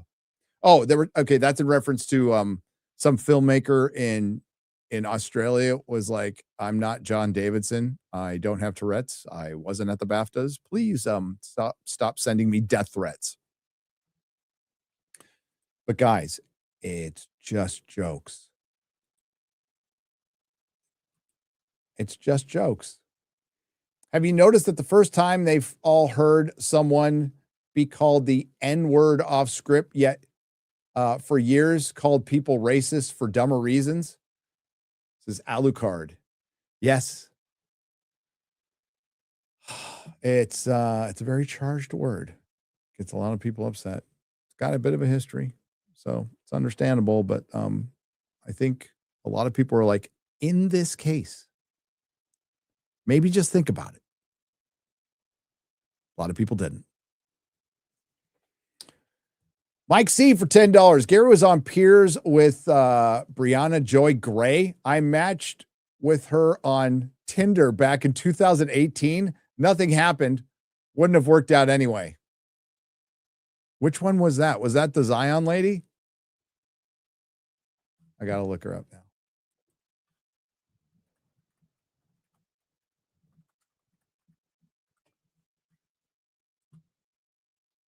Yeah.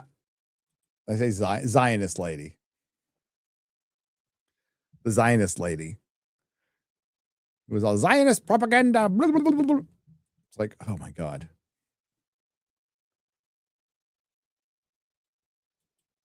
So apparently, like, I agreed with her at the time that, like, they shouldn't have edited out, like, however I feel about it, like, free Palestine. I'm like, I don't know. It's kind of typical coming from that crowd. So not surprised I heard it. I'm surprised they edited it out. But what Disparu said was, I think, correct me if I'm wrong, I'm going off bad memory. It has something to do with equal time politically. So would have been balanced out if somebody said, fuck Palestine. I don't know. I don't know.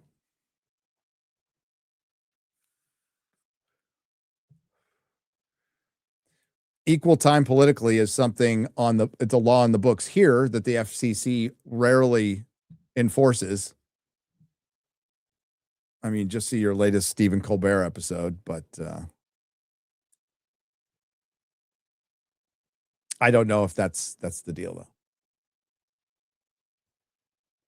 I do not know. Made you look panel. Choose a historical, mythical, or other fictional character to crudely paste your heads on. It's for my homework assignment. A mythical. What mythical character do I want my head pinned on?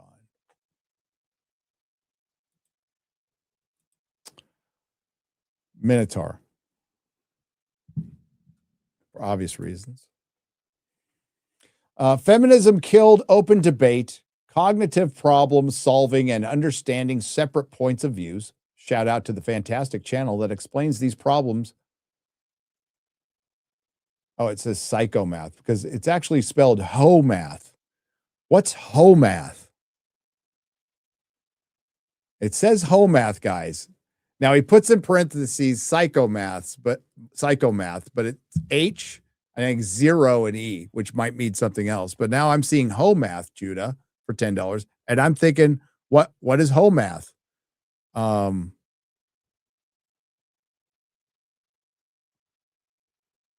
Does anybody have an idea? I might know what ho-math is. Hang on.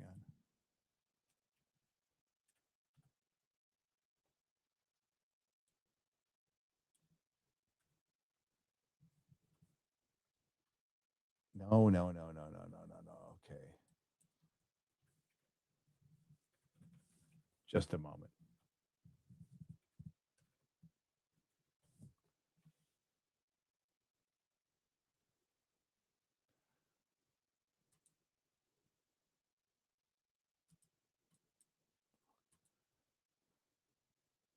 This might be hoe math. I mean, a certain type of hoe. Not the kind I would never look for a fucking hooker. But this might be hoe math. Love that movie. Beer Fest is classic. Beer Fest. The Eye of the Jew. You have not seen Beer Fest? Broken Lizard Beer Fest. Super Troopers. The guys who did Super Troopers did Beer Fest. I think Beer Fest is better. I think it's a better movie. Did you see the other male hooker going up to him and going, "Hey guys"? That is the guy who tried to spill the beans on all the pedos in Hollywood and then died. I forgot the actor's name though. Beer Fest is fucking awesome. Great movie. I think what she is talking about is that people that have the knowledge of the word means they mean that word, but I'm not sure. Zodlander, for 50 Swedish krona, I think that's exactly what she was talking about. So the fact that the word is in your head at all, in the pantheon of words out there, means you're racist because you haven't erased it from your hard drive. I don't know, but no, if you're talking about the psycho fucking bitch I was talking to on Piers, she thinks everything's racist because it's part of her race hustle. So the entire system is racist. You're racist the day you're born, whether you intend it or not. And the best way to fight that is to not play. I will not participate in your fantasies. I was expecting a lot more clack. I didn't get any. When I said, it's just a word. It's just vibrations that come out of your pie hole. And the only thing that gives it meaning is you and the person who is speaking it with intent. But your reaction, your offense to that word is a choice.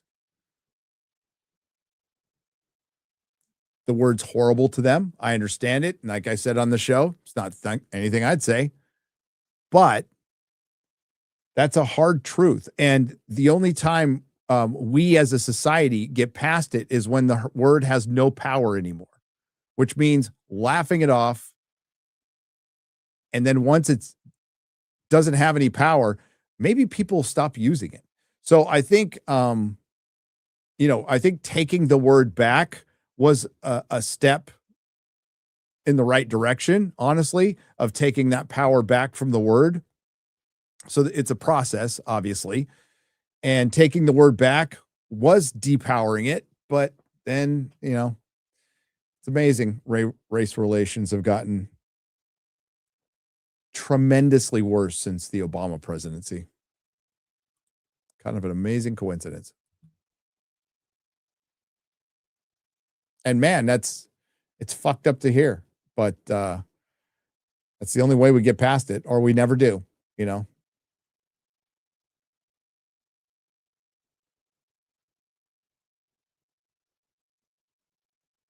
Love FNT, but I'm not media literate. So what do I do now? Says Church Jack Z for $4.99. You're amongst friends.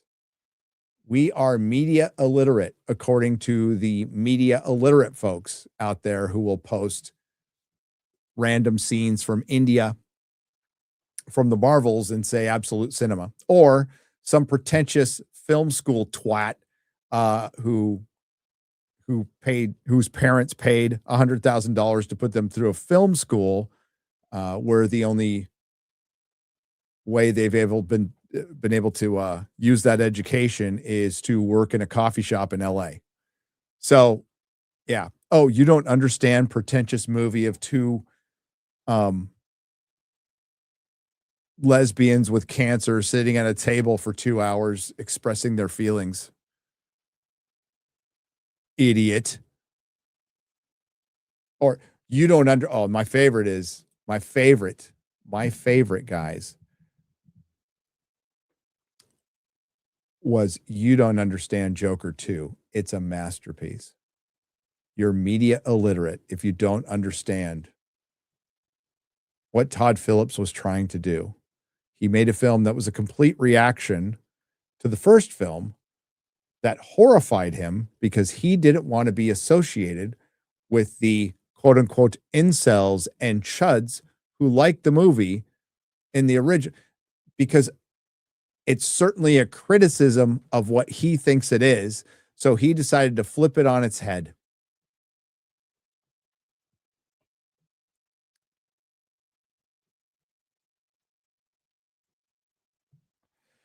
When in truth, Warner Brothers offered him a lot of money to do a movie he didn't want to fucking do. So I think it was his attempt to troll everybody. And listen, you got paid. Hurt your reputation quite a bit. Quite a bit.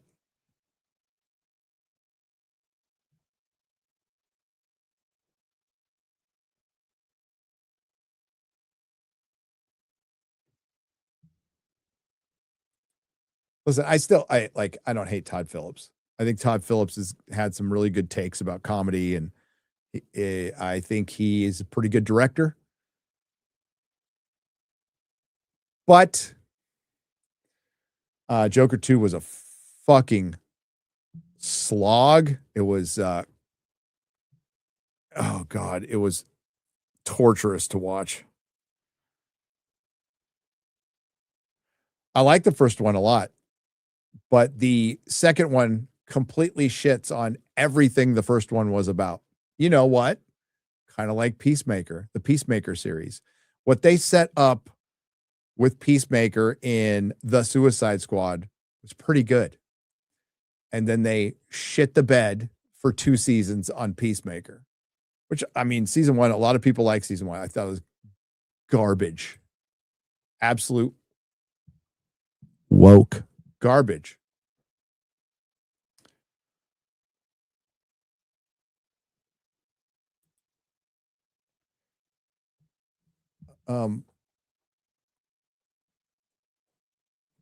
But any rando out there who unironically uses the term media literacy, I just don't listen to a fucking thing they say.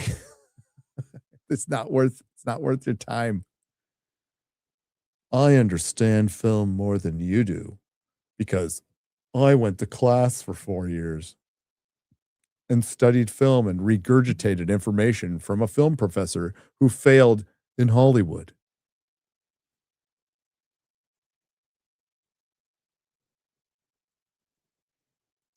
Oh, I understand what he was trying to do. It didn't work. Completely didn't work.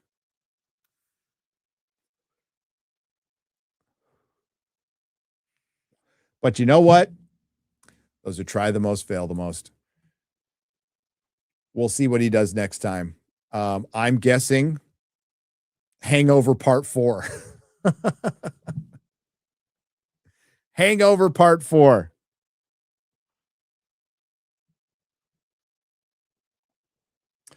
Media literacy.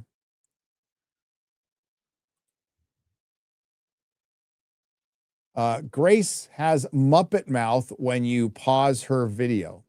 She also may be the dumbest person I've ever seen online. And that's saying something.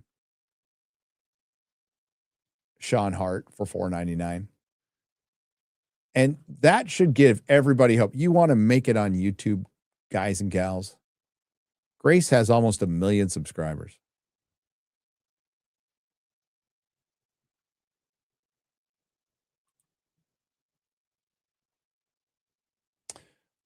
Hail the fellowship. I'm turning 54 tomorrow. So though I'd throw some money at you, thought I'd throw some money at you because you rock. And to give myself a birthday present and ask if everyone could help me get to 1,000 subscribers.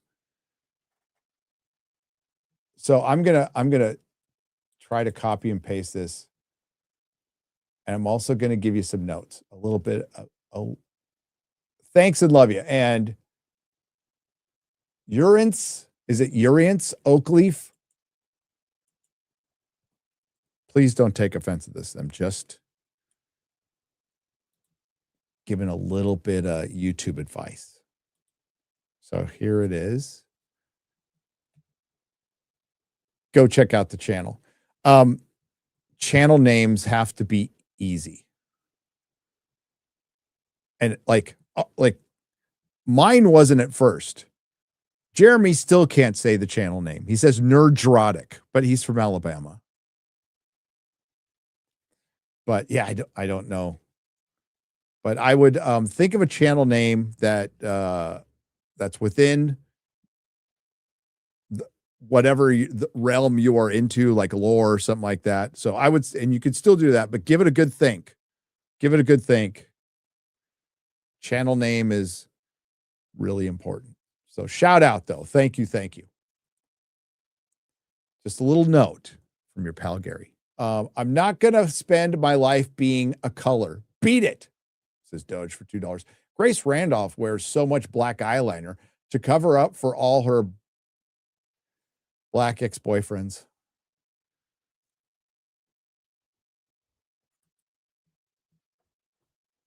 Nerdrotic. For research purposes, I was that, oh man, anything that follows somebody saying for research purposes doesn't really sound well, does it?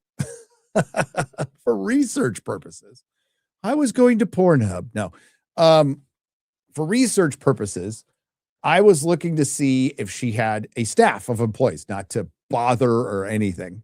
I was curious. I'm like, does she have a staff? Does she have a producer? And oh, she's got a huge staff. She's got marketing and producing and yeah. And I was like, why? Why?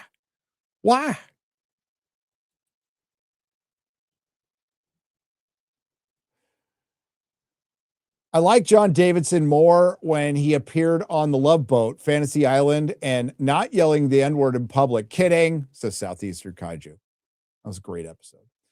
When you play, remember when Mr. Rourke took on the devil? That was some awesome shit. Because Mr. Rourke was an angel. And who was that devil, chat? Who was, when Mr. Rourke took on Satan? Thanks, guys, for summing to the channel, by the way. When Mr. Rourke took on Satan, who played Satan in Fantasy Island? Who played Satan? No checking Google. Come on, use your brains. Why did Mr. Rourke fight Satan? Because Satan's evil. You were close. Planet of the Apes guy. Roddy McDowell.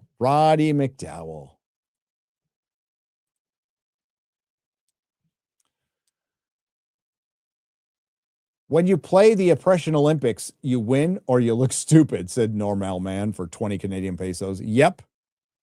And a lot of people look stupid. And again, we're like completely arguing about two different things half the time because it's, what about the N-word? What about the N-word? It's like,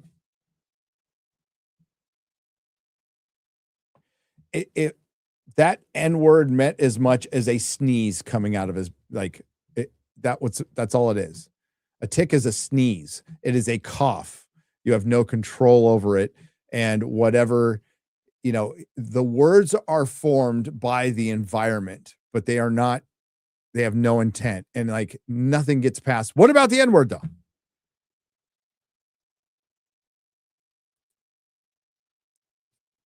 It's like, listen, nobody's saying, like Grace said, that we're making this argument so we could say it or everybody could say it everywhere. In this one instance, maybe chill out a little bit. Didn't happen. And Steph said it best on Versus today. It was, they then used it at the NAACP Awards.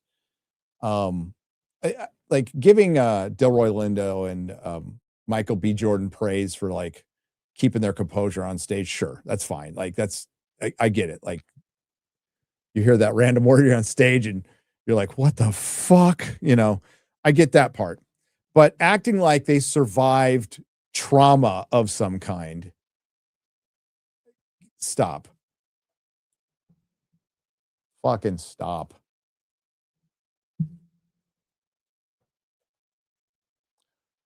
Oh, Chrissy, I disagree. Grace knows what it's like to be disabled and have a disability. It's called being Grace Randolph. The problem is she doesn't have for others, and she is a fan of the Cuties movie. I wouldn't be surprised if she's a fan of the Cuties movie. But I think it's mostly because she's dumb. She probably thinks they're adults. Judah for $2. Stop being disabled. Grace the ableist. Wine more 88 for $2. Just drops to $2 and that's it. Joseph Cardichak for $4.99. If Grace wants to make herself useful, she can after deaf people and call the crazy sounds that come out of their mouth without realizing it. If Grace's world, it's Grace's world, and we're lucky to live in it, says Southeastern Kaiju. Oh boy, here's the word again. Caprolalia. Caprolalia. If I try about 20 more times, I'll get it. Literally translates to shit talking, by the way. We read that earlier. 2-cent fandom for $5. Ryan's condition so bad his racism gets slurs out before his Tourette's can. Follow up to my previous super chat. Only need shirt sizes for those on panel. Going to the I'm large. Shirt size large. Deeply stained mattress. It's all one word for 10 British pounds. Proper money. If only someone made a film about Tourette's and its brutality for social inclusion. If only somebody made that. It comes out in April. I highly recommend you watch it. It's a good movie. And Robert Armao fucking kills it in it. So he's got chops. He's got acting chops. Robert Hayes for $9.99. And yes, am I going to use clips from this movie in my Rings of Power videos? Yes.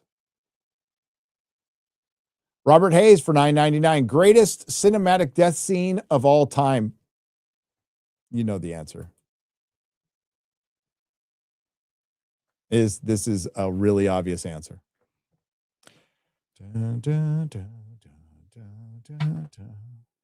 It's in the greatest trilogy of all time. I'll just give you the biggest hint ever. Boromir.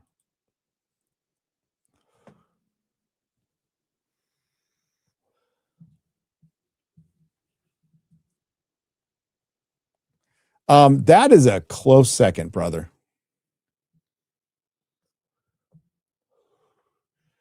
James Caan in Godfather.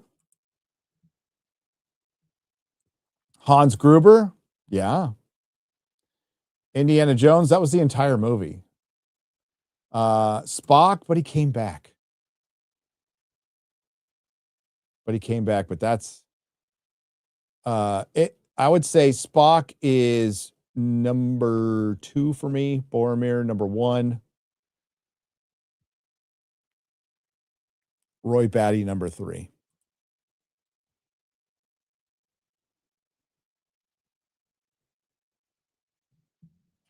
Oh, Theoden was rough. Old Yeller. Oh, let's fucking Optimus Prime. If we're gonna go there.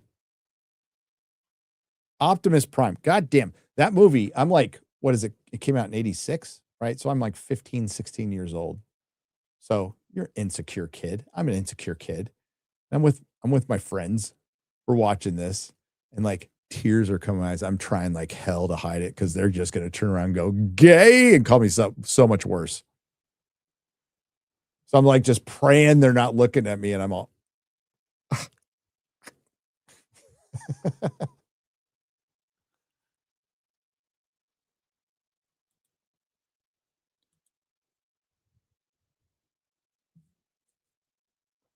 The voices, the voice acting. I mean, fucking Orson Welles. Oh, I'm blanking now. Let's go look at the IMDb.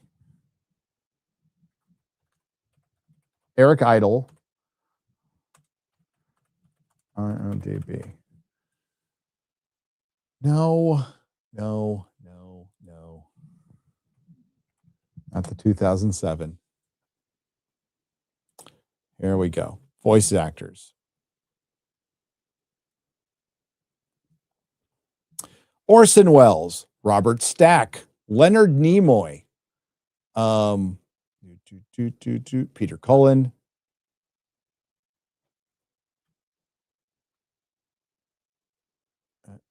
Bud Davis, Scatman Crothers, fucking Robert Stack, dude.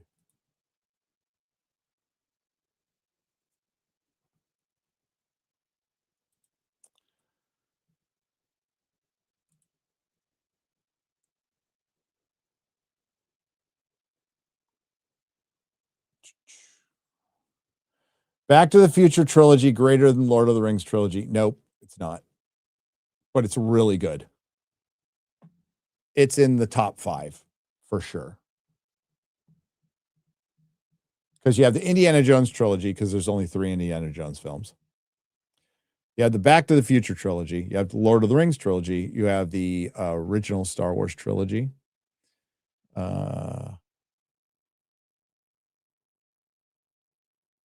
There are so many to think about, especially if you play around with like, there's only 3 and we forget about movies afterwards. The Dark Knight trilogy, it's got a bad one. Raimi's Spider-Man trilogy.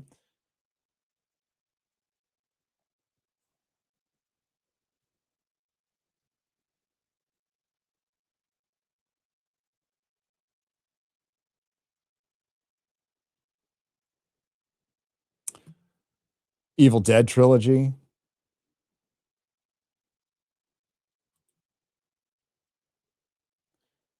The opposite of caprolalia. Ooh, I almost got it there. I knew it. Ryan has acabrolalia. Okay. Jennifer. Oh, no.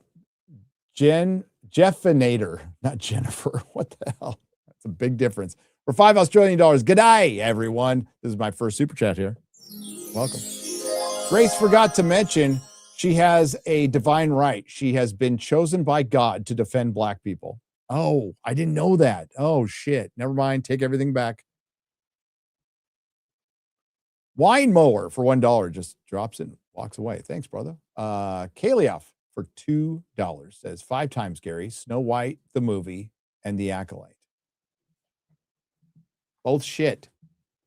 Chrissy killed it. Sorry. I mean, Grandolph. Grandolph, says Ryan Crawford. Deeply stained mattress for 10 British pounds says this is still the least offensive thing Grace has said in the last week. Oh, what else has she said? Chris got Chris has video of this where she's talking about an actress from I believe it was from One Battle After Another and thinking she was in Sinners, which is fucking hilarious.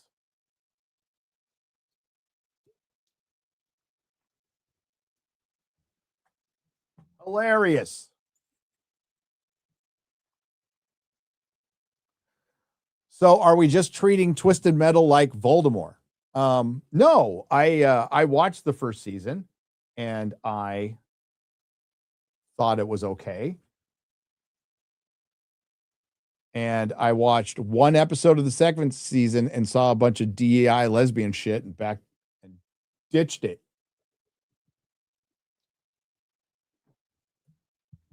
I was done.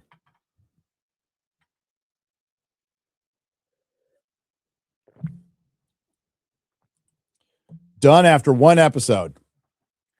But yeah, I mentioned it. And I thought the first season was like 6.5, 7 out of 10. I like Sweet Tooth. Is that him? I didn't play the video game. And it came out like when nothing was on. So I'm like, I'm going to give it a watch.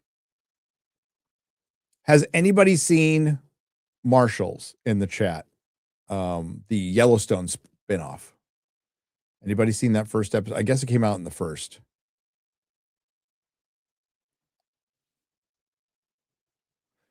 Godfather trilogy. Oh.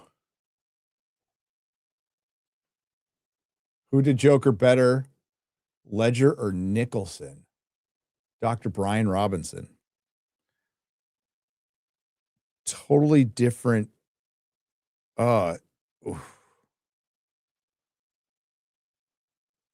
It's tougher than you think.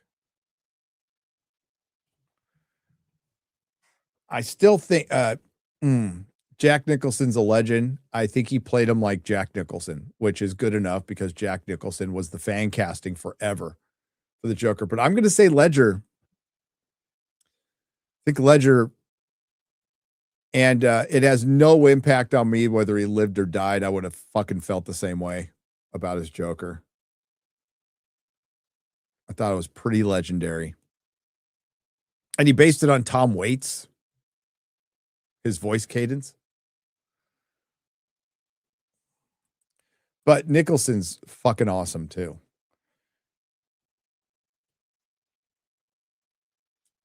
I'll even say, I'm going to get in trouble for this.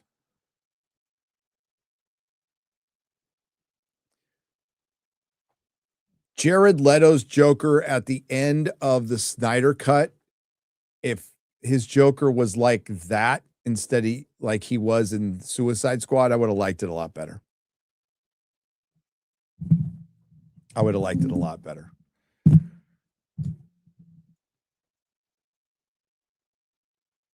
I'm not saying he's up there with Nicholson or Ledger or anything crazy like that. The one I definitely don't like is the dude at the end of the Batman. I thought that was, I did though. Don't even, Gary, but I did. The Joker at the end of the Snyder Cut, Jared Leto's little scene there was better than anything he did in Suicide Squad. Release the air cut, by the way. Taylor Gwynn for $5 says first time super chat ever. Welcome. We will not be gentle. No lube. But I wanted to show some love for crushing it on Piers Morgan. Keep up the good work. Oh, thank you. Thank you. I was fired up. So I had watched the movie. I had finished, you guys, sorry if you've heard the story before. 5 minutes before I went on Piers, I finished watching the movie. So that was all right there. And it gave it so much more context. And I know Piers had watched it the night before. And it's not available in the States, and I think you should pay for it, right? But there's ways to. It's absolutely a very good movie. Drinker reviewed it today. Go check out Drinker's review. Oh, yeah. 66 Joker. Come on. It's the shit. Cesar Romero wouldn't even shave his mustache. Fucking baller. Get Tourette's Grace on Kill Tony already. Yeah, why hasn't Chrissy been on Kill Tony? That's weird. I know people have been on Kill Tony. Mr. Beekler, read the newest James S.A. Corey book, The Mercy of the Gods. If so, thoughts. Second book arrives April 14th. The Faith of the Beasts. 199 was, I don't know. Has anybody read? I'm going to be real. I was champions of James S.A. Corey, which is Ty Franks and Dan Abraham, until they got on Twitter and acted like, well, just one of them acted like a complete fucking twat. And I don't get in back and forths with people. Gotten a back and forth with, I can't remember if it was I think it was Dan Abrams. And I've been a supporter of The Expanse like forever. And I was calling out like the direction they took in the final season with that polyamorous family and ruining one of the best scenes from the book. I think that was season 5, where Naomi like survives in space and escapes. It's like one of the best scenes of the book, and they drew it out in this polyamorous shit, and they made it fucking terrible. And I'm like, and I just called it. I'm like, this, you just took one of the best scenes from the book and you made it terrible. And then you had to shove all this polyamory god shit, fucking terrible stuff. Ultimately, like the polyamorous crew all fucking started hating each other. So, okay, that checks out a little bit, but took offense to what I said.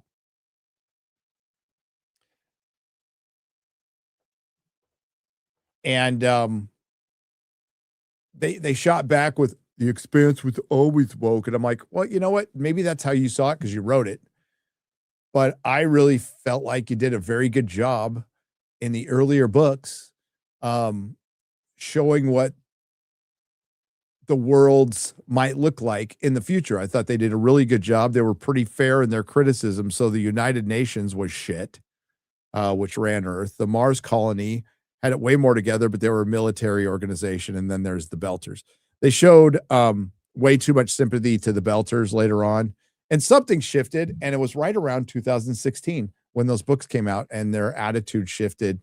And then they started pushing Holden back. The main character, your main POV, got fucking sidelined because he was a white dude. So that soured me. That soured me quite a, but dude, the first 5 books are really, really fucking good. And the first 3 seasons of that show are really fucking good. And then they ended it without finishing it. Kind of like Game of Thrones. So the whole, like, I don't think you call it MacGuffin, but what drove the story was, the proto-molecule.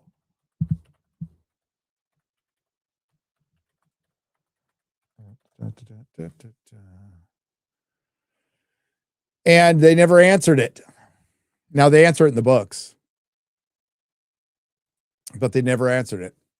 And that's not Ty Frank or Dave Abrams' fault, but no, they are acting like a bunch of twats on Twitter. But if you think the book is good, The Mercy of the Gods, what's it about?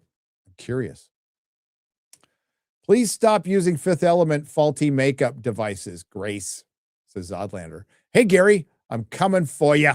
My boss isn't a terrible person. She's just retarded. Regardless, she pays well, and I think those glasses look cute on you. Grace Randolph's gay hitman for $20. I'm in trouble.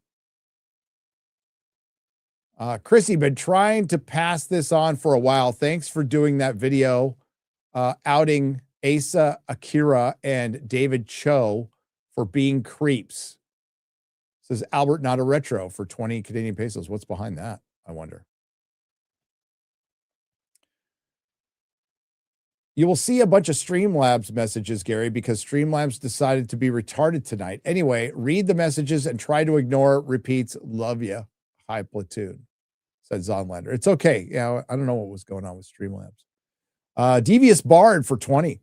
The thing about Star Trek 90210 is that if you remove the alien prosthetics and set it in current times with the same characters, it would still be an unwatchable teen drama. Word. Remove all the canon from it at all. It's just space show. It's still shit. And that last episode, no joke. If somebody put a gun to my head and say, what would you rather watch? An episode of Rings of Power or that last Starfleet episode? I'd watch an episode of Rings of Power. And that's like sacrilege to me. But that's how bad it was. Most of you didn't see it. It's I hope I did a good enough job in my video describing how shitty that was. Jacob Wolf for $4.99. I trust the Ellisons over Netflix. I would too. And you know about the new Matt Stone Kendrick movie for Paramount? Look up the synopsis. Might be next magical the next Magical Negroes movie. When's it coming out? Been hearing about it for years. Josh Kelsey, thank you for the $19.99. He walks away because that's what he does. Bob Aurelius for $10, watching Next Generation for the first time. Oh, God, that would be awesome. Gary, how many times did you whack it to Deanna Troy? That's a personal question. I have no idea. I honestly have no idea. She was very popular in prison, right? Star Trek, it's funny, is Star Trek The Next Generation was watched by everybody in prison because of Troy's titties. That is a personal question, but I have no idea.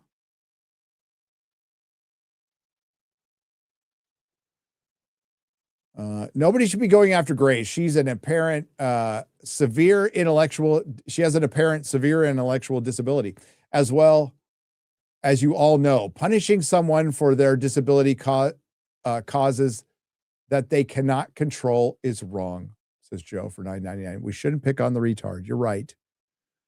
I heard there's a Grand Prix for the best traditional baguette in Paris. Good luck, Jeremy. Hope you win. Snacks. Do you fellas think an adaptation of the Silmarillion would be better on the big screen or as an HBO series? Let's pretend it's 2009 and things were still good. Thanks for keeping me sane, guys. Adam Martin. I think the potential for okay, we're in a world where, like, even in 2009, people made shit, but like we'd be way more hopeful. I think we can all agree on that. So 2008, 2009, they announced the Silmarillion. We're pretty fucking stoked. You get the right director. You get PJ back to do the Silmarillion. Possibilities are fucking endless. I think you can do both. I would start. That's a good question. In 2008-9, you'd do a movie. Now you would do a series. It would be really expensive. I think you'd do both. So you wouldn't have any real dialogue. It would be the same situation as Fire and Blood, except a lot fucking better. And it would kind of blow people, like people who haven't, not many people have read the Silmarillion. Okay. It's a tough read. But once you get into it, it is so, it's beautiful. It's poetic and it's fucking metal. It's like, holy shit. I was, somebody did some AI of Ungoliant. Holy shit, it looked good.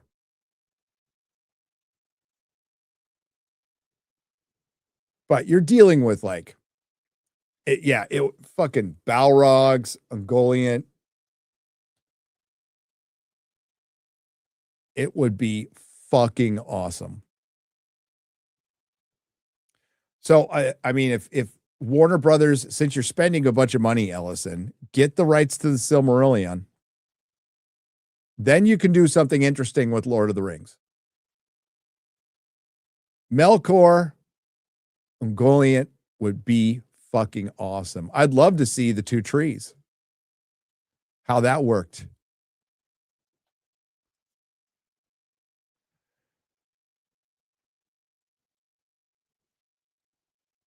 Fëanor.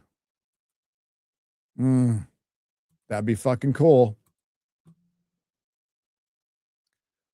I don't know why anybody doesn't adapt. I mean, like, Elric is right there, guys. Elric and Conan are out there for the taking, and nobody wants to touch them because they're masculine. And they read a poll from UCLA today on Versus, and they're like, Gen Alpha and Gen Z don't like tough men. And it's like, what'd you do? Poll a bunch of 17-year-olds in West Hollywood? That's such horse shit. That's such absolute horse shit.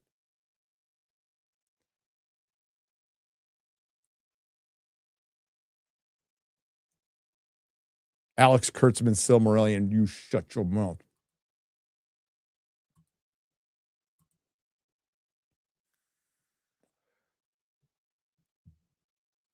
It's what would you do first? Prologue, creation of the world. The Song of Creation, the Discord. You could do a good prologue on that, but yeah, you have a lot of shit to cover.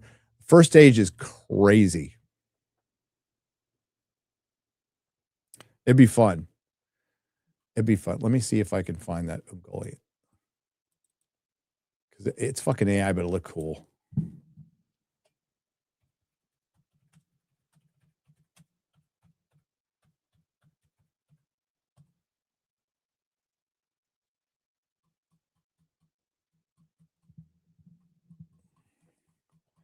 Somebody did it with what is it? C Dance 2.0. Of course, I'm not going to find it now because YouTube search is just shit. Not YouTube, X. Let me try to narrow it down.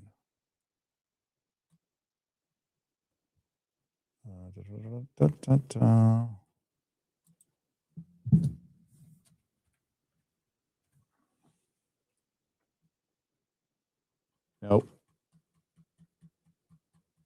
God, I should bookmark these things, and I didn't. Wonder if I liked it. Hang on.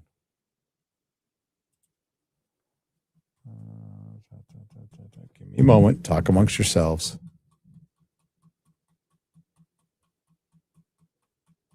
Nope. Son of a bitch.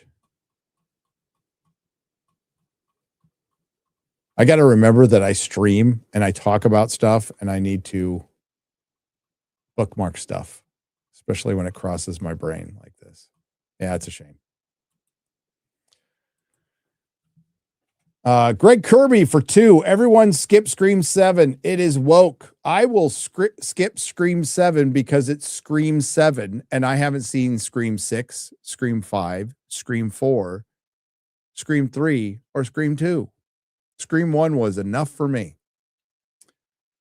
Super Opinion Man for $5. I love that scene in Fargate episode 6-7. Oh, when Captain Dickens realized that's no moon.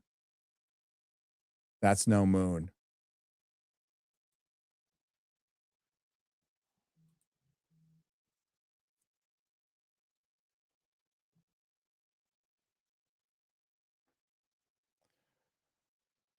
That's when Phil McCrevis slayed the evil fertility god.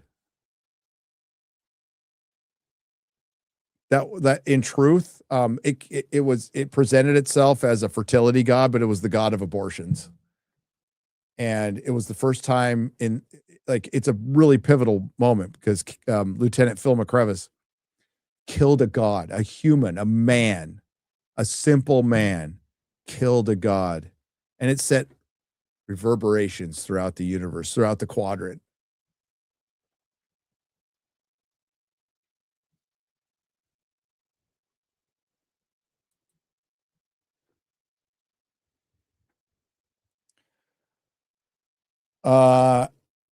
Jeremy Raid Tax. Thank you, Marblin, for $10. Working t-shirt project for the meetup. Can you give a list of y'all are confirmed going, even Beardo? Of those going, I need preferred t-shirts. Gary, you are a large from the last one I gave you. Cheers. 2 Cent Fandom for $10. Who is going? Beardo is going of the panel. I don't know if Comic's going. I don't think Chrissy is going. Shad's not going. Az isn't going. I know more who's not going. X-Ray Girl, Quarter Black, Ryan, me, Jeremy. I don't know if Odin's going. I honestly don't know. I'm probably the worst person to ask. Granny's Elder Spirit for 20 British pounds. The sequel after this fiasco. I swear they are dumb. Gary should be banned from MegaCon. Roman Walker. Well, maybe I will get banned. But hopefully it's after I find my comic books. I'm going comic book shopping with Yellow Flash. We've talked about it. I am looking for a low grade Incredible Hulk #1 1962 second copy. So I'm buying some for my son for investment. That's what I'm telling my wife. They're investments, guys. Don't tell her. Like when she's around, it's like, oh, totally, yeah, investment. Oh, yeah, totally. Now I'm looking for a low grade. See, the thing is, I get a couple because I have a low grade one already, and then I get 2 low grades, and I wait a little while. Then I trade up. So I trade the 2 for a higher grade. It's been doing it for years. It's all about patience. But fucking Hulk number 1 is the lower grades of Hulk number 1. Hulk number 1 is worth more lower grade wise than Fantastic Four number 1, Tales of Suspense 39, Journey into Mystery 83, X-Men number 1, Daredevil number 1, Strange Tales 110 is not worth very much. That's Doctor Strange first appearance, but he's not on the cover. Just thinking of like Silver Age, keys. Yeah. It's hard to find. Low print run. Mark Ruffalo, number 1. Mark Ruffalo's a number 2. Hurts donut. Roman Walker for $1.99. Gary is racist and sexist. Yes. And I should be banned from MegaCon. And I'm racist and sexist. I'm also a Leo.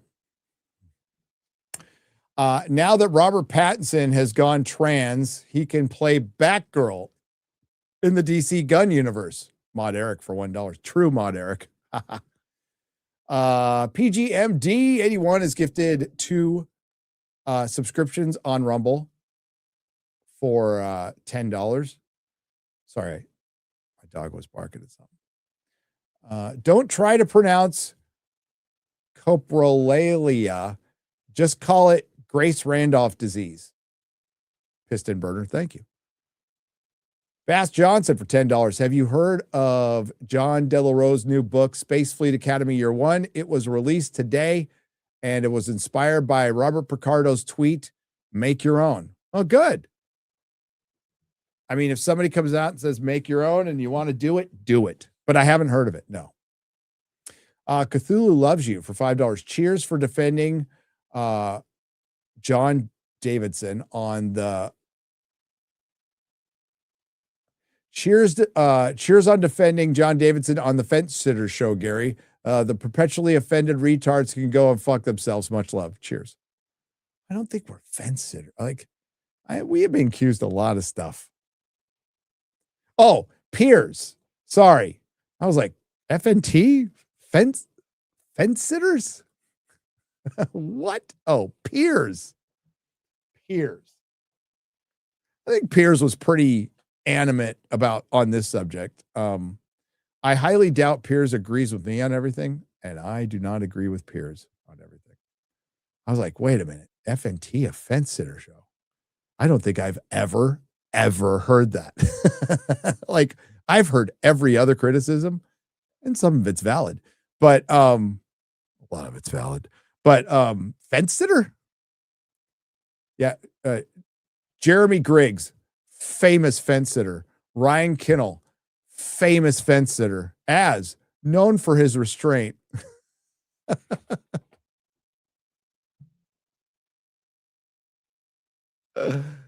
Oh, yeah, he meant Piers.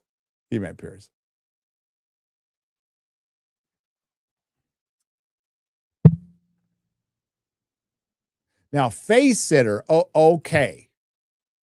You got us there. That's maybe what he meant. Fence sitter.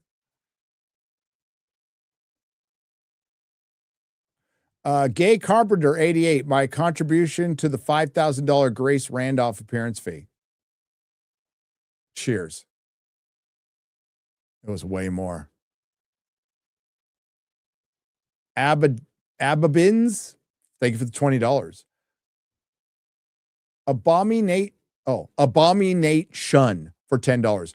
We who are free of disease shall remove from society every person with an annoying disease, lest we be bothered by their presence. Translated from some German speech in the late 1930s, probably. Hail. Copo 801. Thank you for the $5. Yeah, that was a lot, guys. You guys are awesome. Thank you. We did it. We did it. We did it. I am going to have to do a part 2 because I got to still do BBC. We'll do a couple. David Seaworth for 5. Thank you for defending me and my house and our sigil. Sir Mahler, I just cried. And for once, it wasn't from onions I'm eating, raw onions, like an apple, to be clear. Gary, when's your next Harry Potter installment with Ryan? It's going to be, we just talked about it today, when we get past Star Trek. Got to get past Star Trek.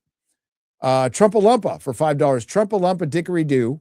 I'm going to take your movies from you. Trumpalumpa Dickory Dee. I will go on to make Hollywood Re. The infamous Huapo. The multicolor Fargots are definitely worse than the villains in Fargate, especially since they are trying to enter through the exit only Fargate. Also, really still learning the captains, but love the 4 titty homemaker wife. Is there on site? Is there a site for Fargate info? Not yet. It went down due to rights issues.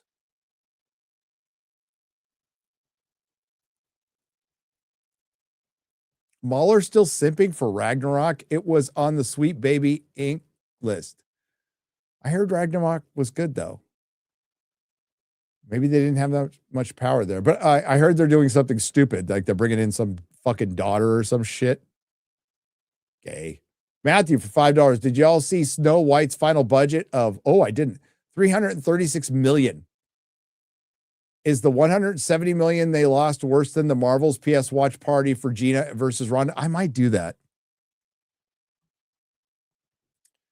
I might do that. But I think Geeks and Gamers is going to do a locals watch party for Gina and Ronda. Okay, so is the 100? That's an Odin question, but I am thinking the Marvels actually lost more money. I think the Marvels lost more money than Snow White, but not by much. Not by much.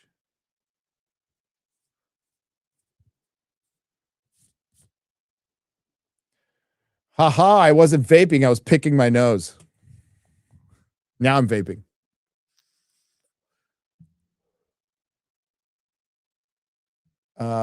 Slag Lust for 10 Canadian pesos. Some days I can't believe people would pay huge lumps of money to Hunter Biden for his art. It's almost like they want something else from him or just feel sorry for him. Hang on. I want to show my face for this one. So let's reread this. Some days I can't believe people would pay huge sums of money to Hunter Biden for his art. It's almost like they want something else from him or just feel sorry for him. By the way, grats, Gary, on your S. Miller art. I fucking love it. It will be framed and put on a prominent wall in the Walls of Wonder. I'm actually a big fan of the Hedge Knight and the Sworn Sword and all the work that Mike has done in those books. I think he really captures George. And it's great. Mike had a stroke, so he was offering some of his art up. And I'm like, you know what? I wanted that piece of art anyway, so I'm going to buy it. It helps Mike out through his stroke. Mike's doing great right now because he's capitalizing on having, unfortunately, I think it's out of print now, but having a big hit series, possibly the biggest hit series of the year, that pretty much pulls a lot from his book. So the look of A Knight of the Seven Kingdoms, Dunk's armor, Egg, Makar, a lot of that comes from Mike S. Miller's art. Now, directed by George, but a lot of that comes from Mike S. Miller. So congratulations for having this huge hit series that he played a part in. Well done. And I am happy to spend money and give it to Mike because I know it'll go to a good cause. I know he'll appreciate it. And I got my art. And it's fantastic. Could not be happier. Nordstrom for 300 Russian pesos. What about the time Mel Gibson ate a raw onion in Lethal Weapon 3 as a method to quit smoking? I've eaten raw onions before. Everybody's done that, right?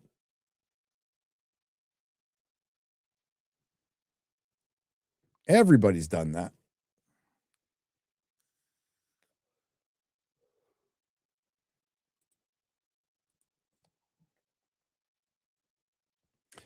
Saw someone say Black Panther was the first major picture where Black experiences were finally seen and Black heroes were empowered. Bitch, Django Unchained, Blade. But now we have Captain Durag. Says Leet Poop for $10. Yes, that was going around for Black Panther because I think a lot of people just don't think things happened before they were born. But Blade started the superhero, the Marvel superhero run started with, it started with Spider-Man, but it got revitalized with Blade. So Marvel making stuff and moving towards making stuff on their own got started with Blade. Blade was fantastic. It's a fucking banger. Love that movie. But yeah, I guess it's a Black experiences in a isolationist ethno state with 25th century technology. And in the sequel, they were fighting an immigrant invasion and they choose their leader by fighting. This advanced civilization chooses their leader by fighting, and they open their force fields with water turntables.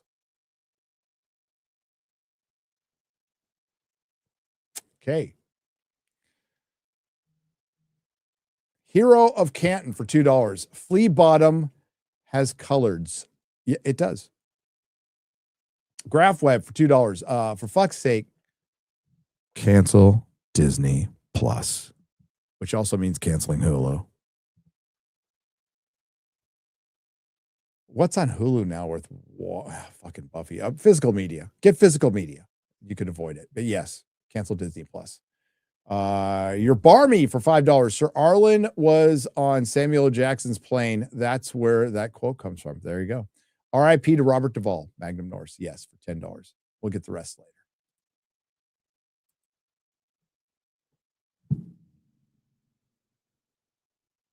Hulu's obsessed with Mormons. Is that where, don't they have a Mormon reality show? Is that what you're talking about? Yes, X-Files is on Hulu. I would say it's worth the money to get the complete series on. Maybe that could be like a Christmas present for you, Matt Robertson. Get the transfer is great, but yeah, it does look good on Hulu. I have Hulu. I watch Shogun on Hulu. Screw Disney Plus, but it's my job. It's my job. But other stuff I just use like other people's passwords. But honestly, if I subscribe, I get to write it off. Get to write all that shit off. I'm a lucky guy. Imagine where blacks will be without a white man. You don't have to look no further than Africa. There's some white people in Africa, but they're being ethnically cleansed in South Africa right now. X-Files is on Pluto as well. There you go. It's free. Zack Snyder is so delusional. Yes, I would agree. For everybody, like, we need Zack back. Did you watch Rebel Moon? Did you watch Rebel Moon? Army of the Dead, I couldn't get 10 minutes with that damn movie. And Shad. Sister Wives.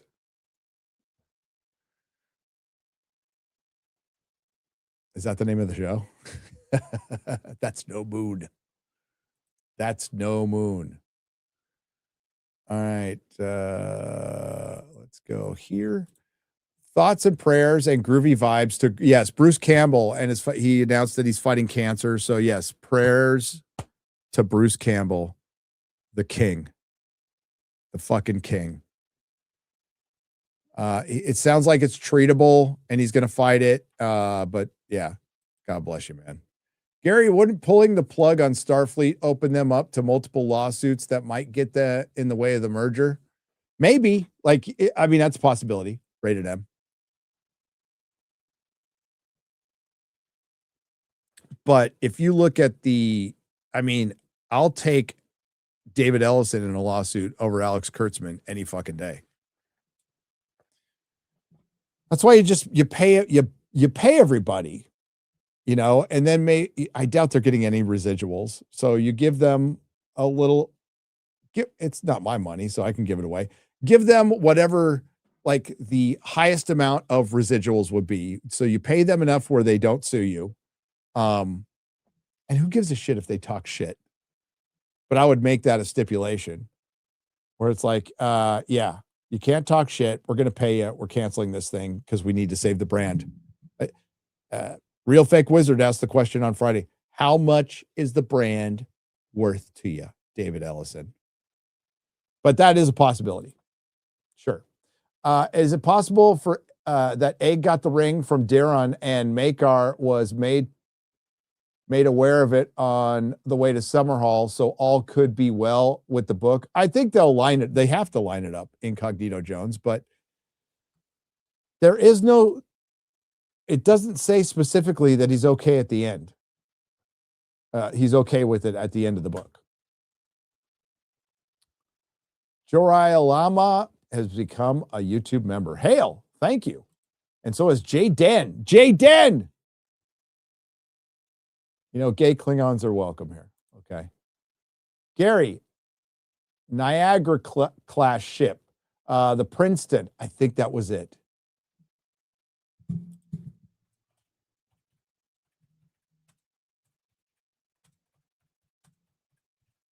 will tell you. It was sexy.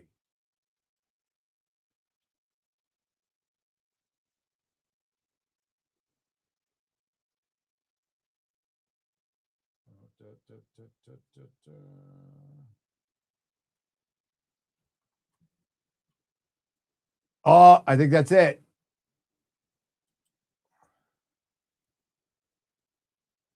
Nope, nope, because it's missing. The third nacelle was above, not below. Sorry, I wasn't specific about that. Oh, that's awesome. I'm looking at the Eagle Moss right now. So the third nacelle was above the two. And so in the Niagara class, it's below. That did not look good at all. Just realized. Oh shit! Thank God it's late. Perry didn't see that. Here we go.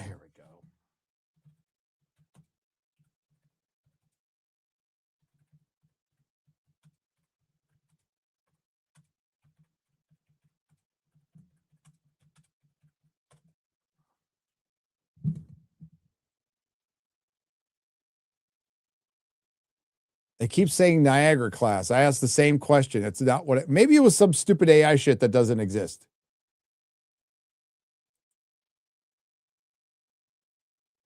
There it is. What's this?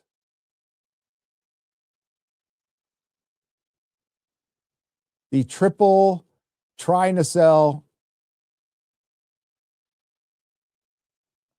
Well, they didn't call it the Enterprise, but here they're calling it the Enterprise.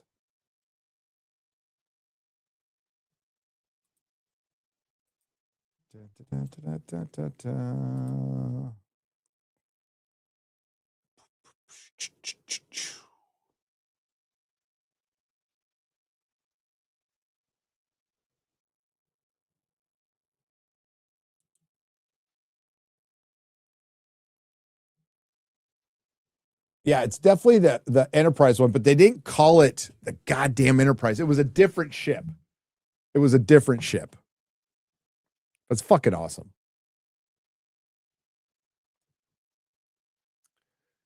It's been a long road. Triple decker nacelles. It's the Viagra class. It's the Viagra class. Now I just lost my there we go. We're good.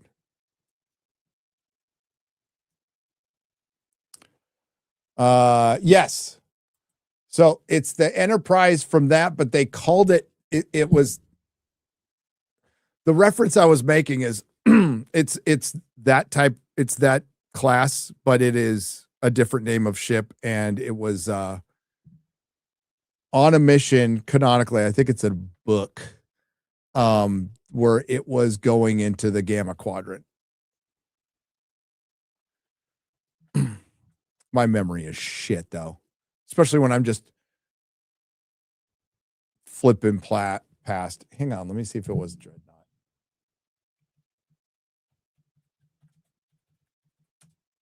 Maybe it was.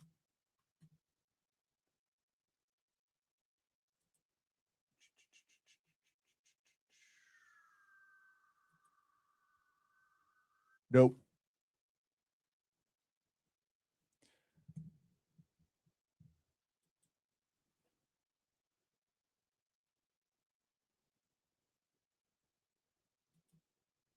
Awesome stuff, though.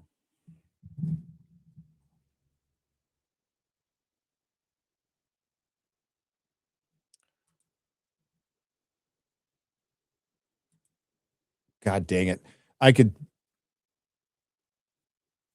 spend so much money on Star Trek ships. It's ridiculous. It's ridiculous.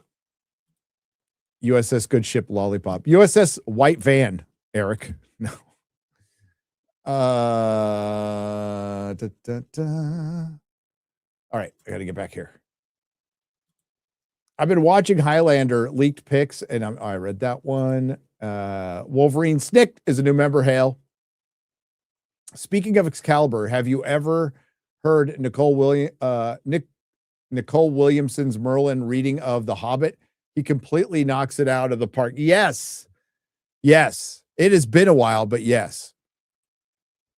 Congrats on your success, good sir. The book is awesome, and great job on Kennedy. Thank you.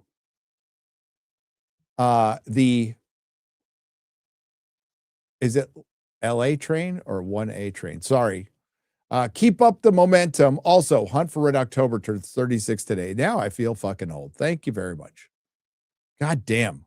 36? I'm late. We'll be going from the beginning. Good luck. You probably caught up by now.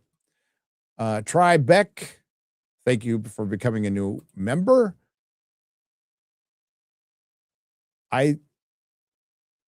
Zone. Okay. Either zone. Welcome. Welcome. Welcome. Been tough tracking all the Fargate lore. It's tough. Going through back episodes now. Season 2 gets a little shaky. Well, don't forget the lost episodes. Yes, even in modern times, there were lost episodes. Good luck with that. All right, you fine, wonderful people. You fine, wonderful people. I am going to go to bed because I got to get up and start making a video. And we're doing Real BBC tomorrow. And I don't know whose channel is on. As a channel? I have no idea. It's on somebody's channel.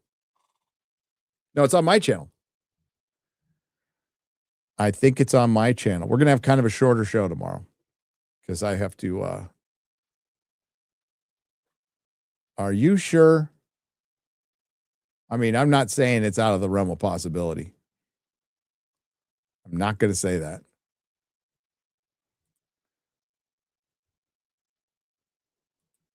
I can't see Rumble right now because I don't have an X-ray girl, but we'll get it. We'll get it next time. Well, members get member chats. Yes, members get member chats.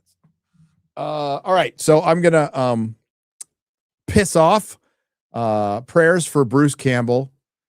Prayers for anybody who was affected by a man with Tourette's. I hope you recover from this devastating incident.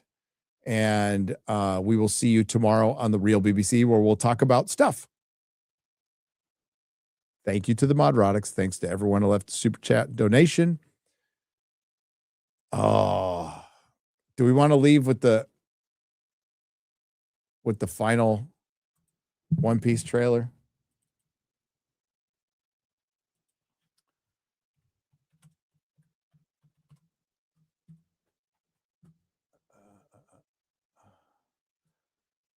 It helps if I spell it right.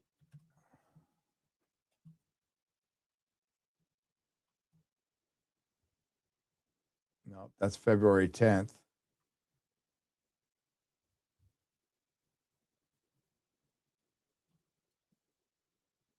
Oh, there's a couple of new ones now. Okay, that one's different from the one I saw.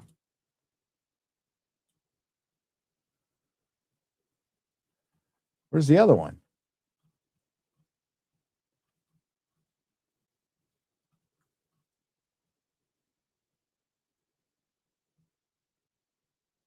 That's old.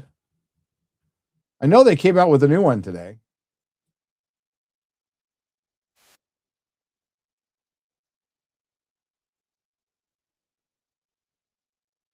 That's not the one I want to look at, though. That's just a short one.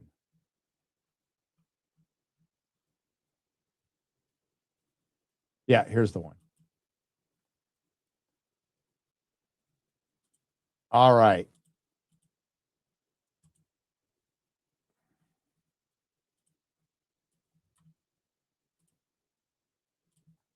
Let's do this.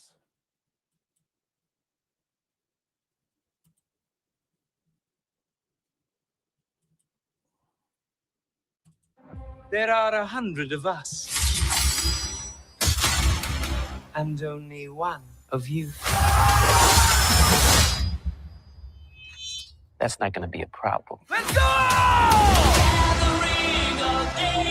My friends. We've come a long way from the East Blue.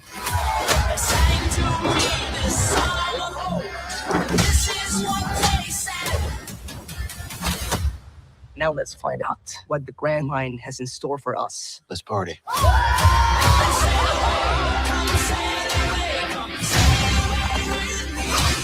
Good song choice. Monkey D. Luffy. World government wants your head. Sorry, Smokey, but we're kind of in a hurry right now. There's something swimming right for us! Brace for impact! What the hell was that?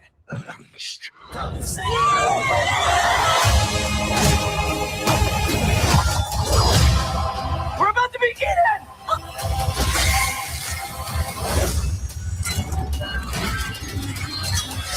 So crazy. Let's hope you're hungry.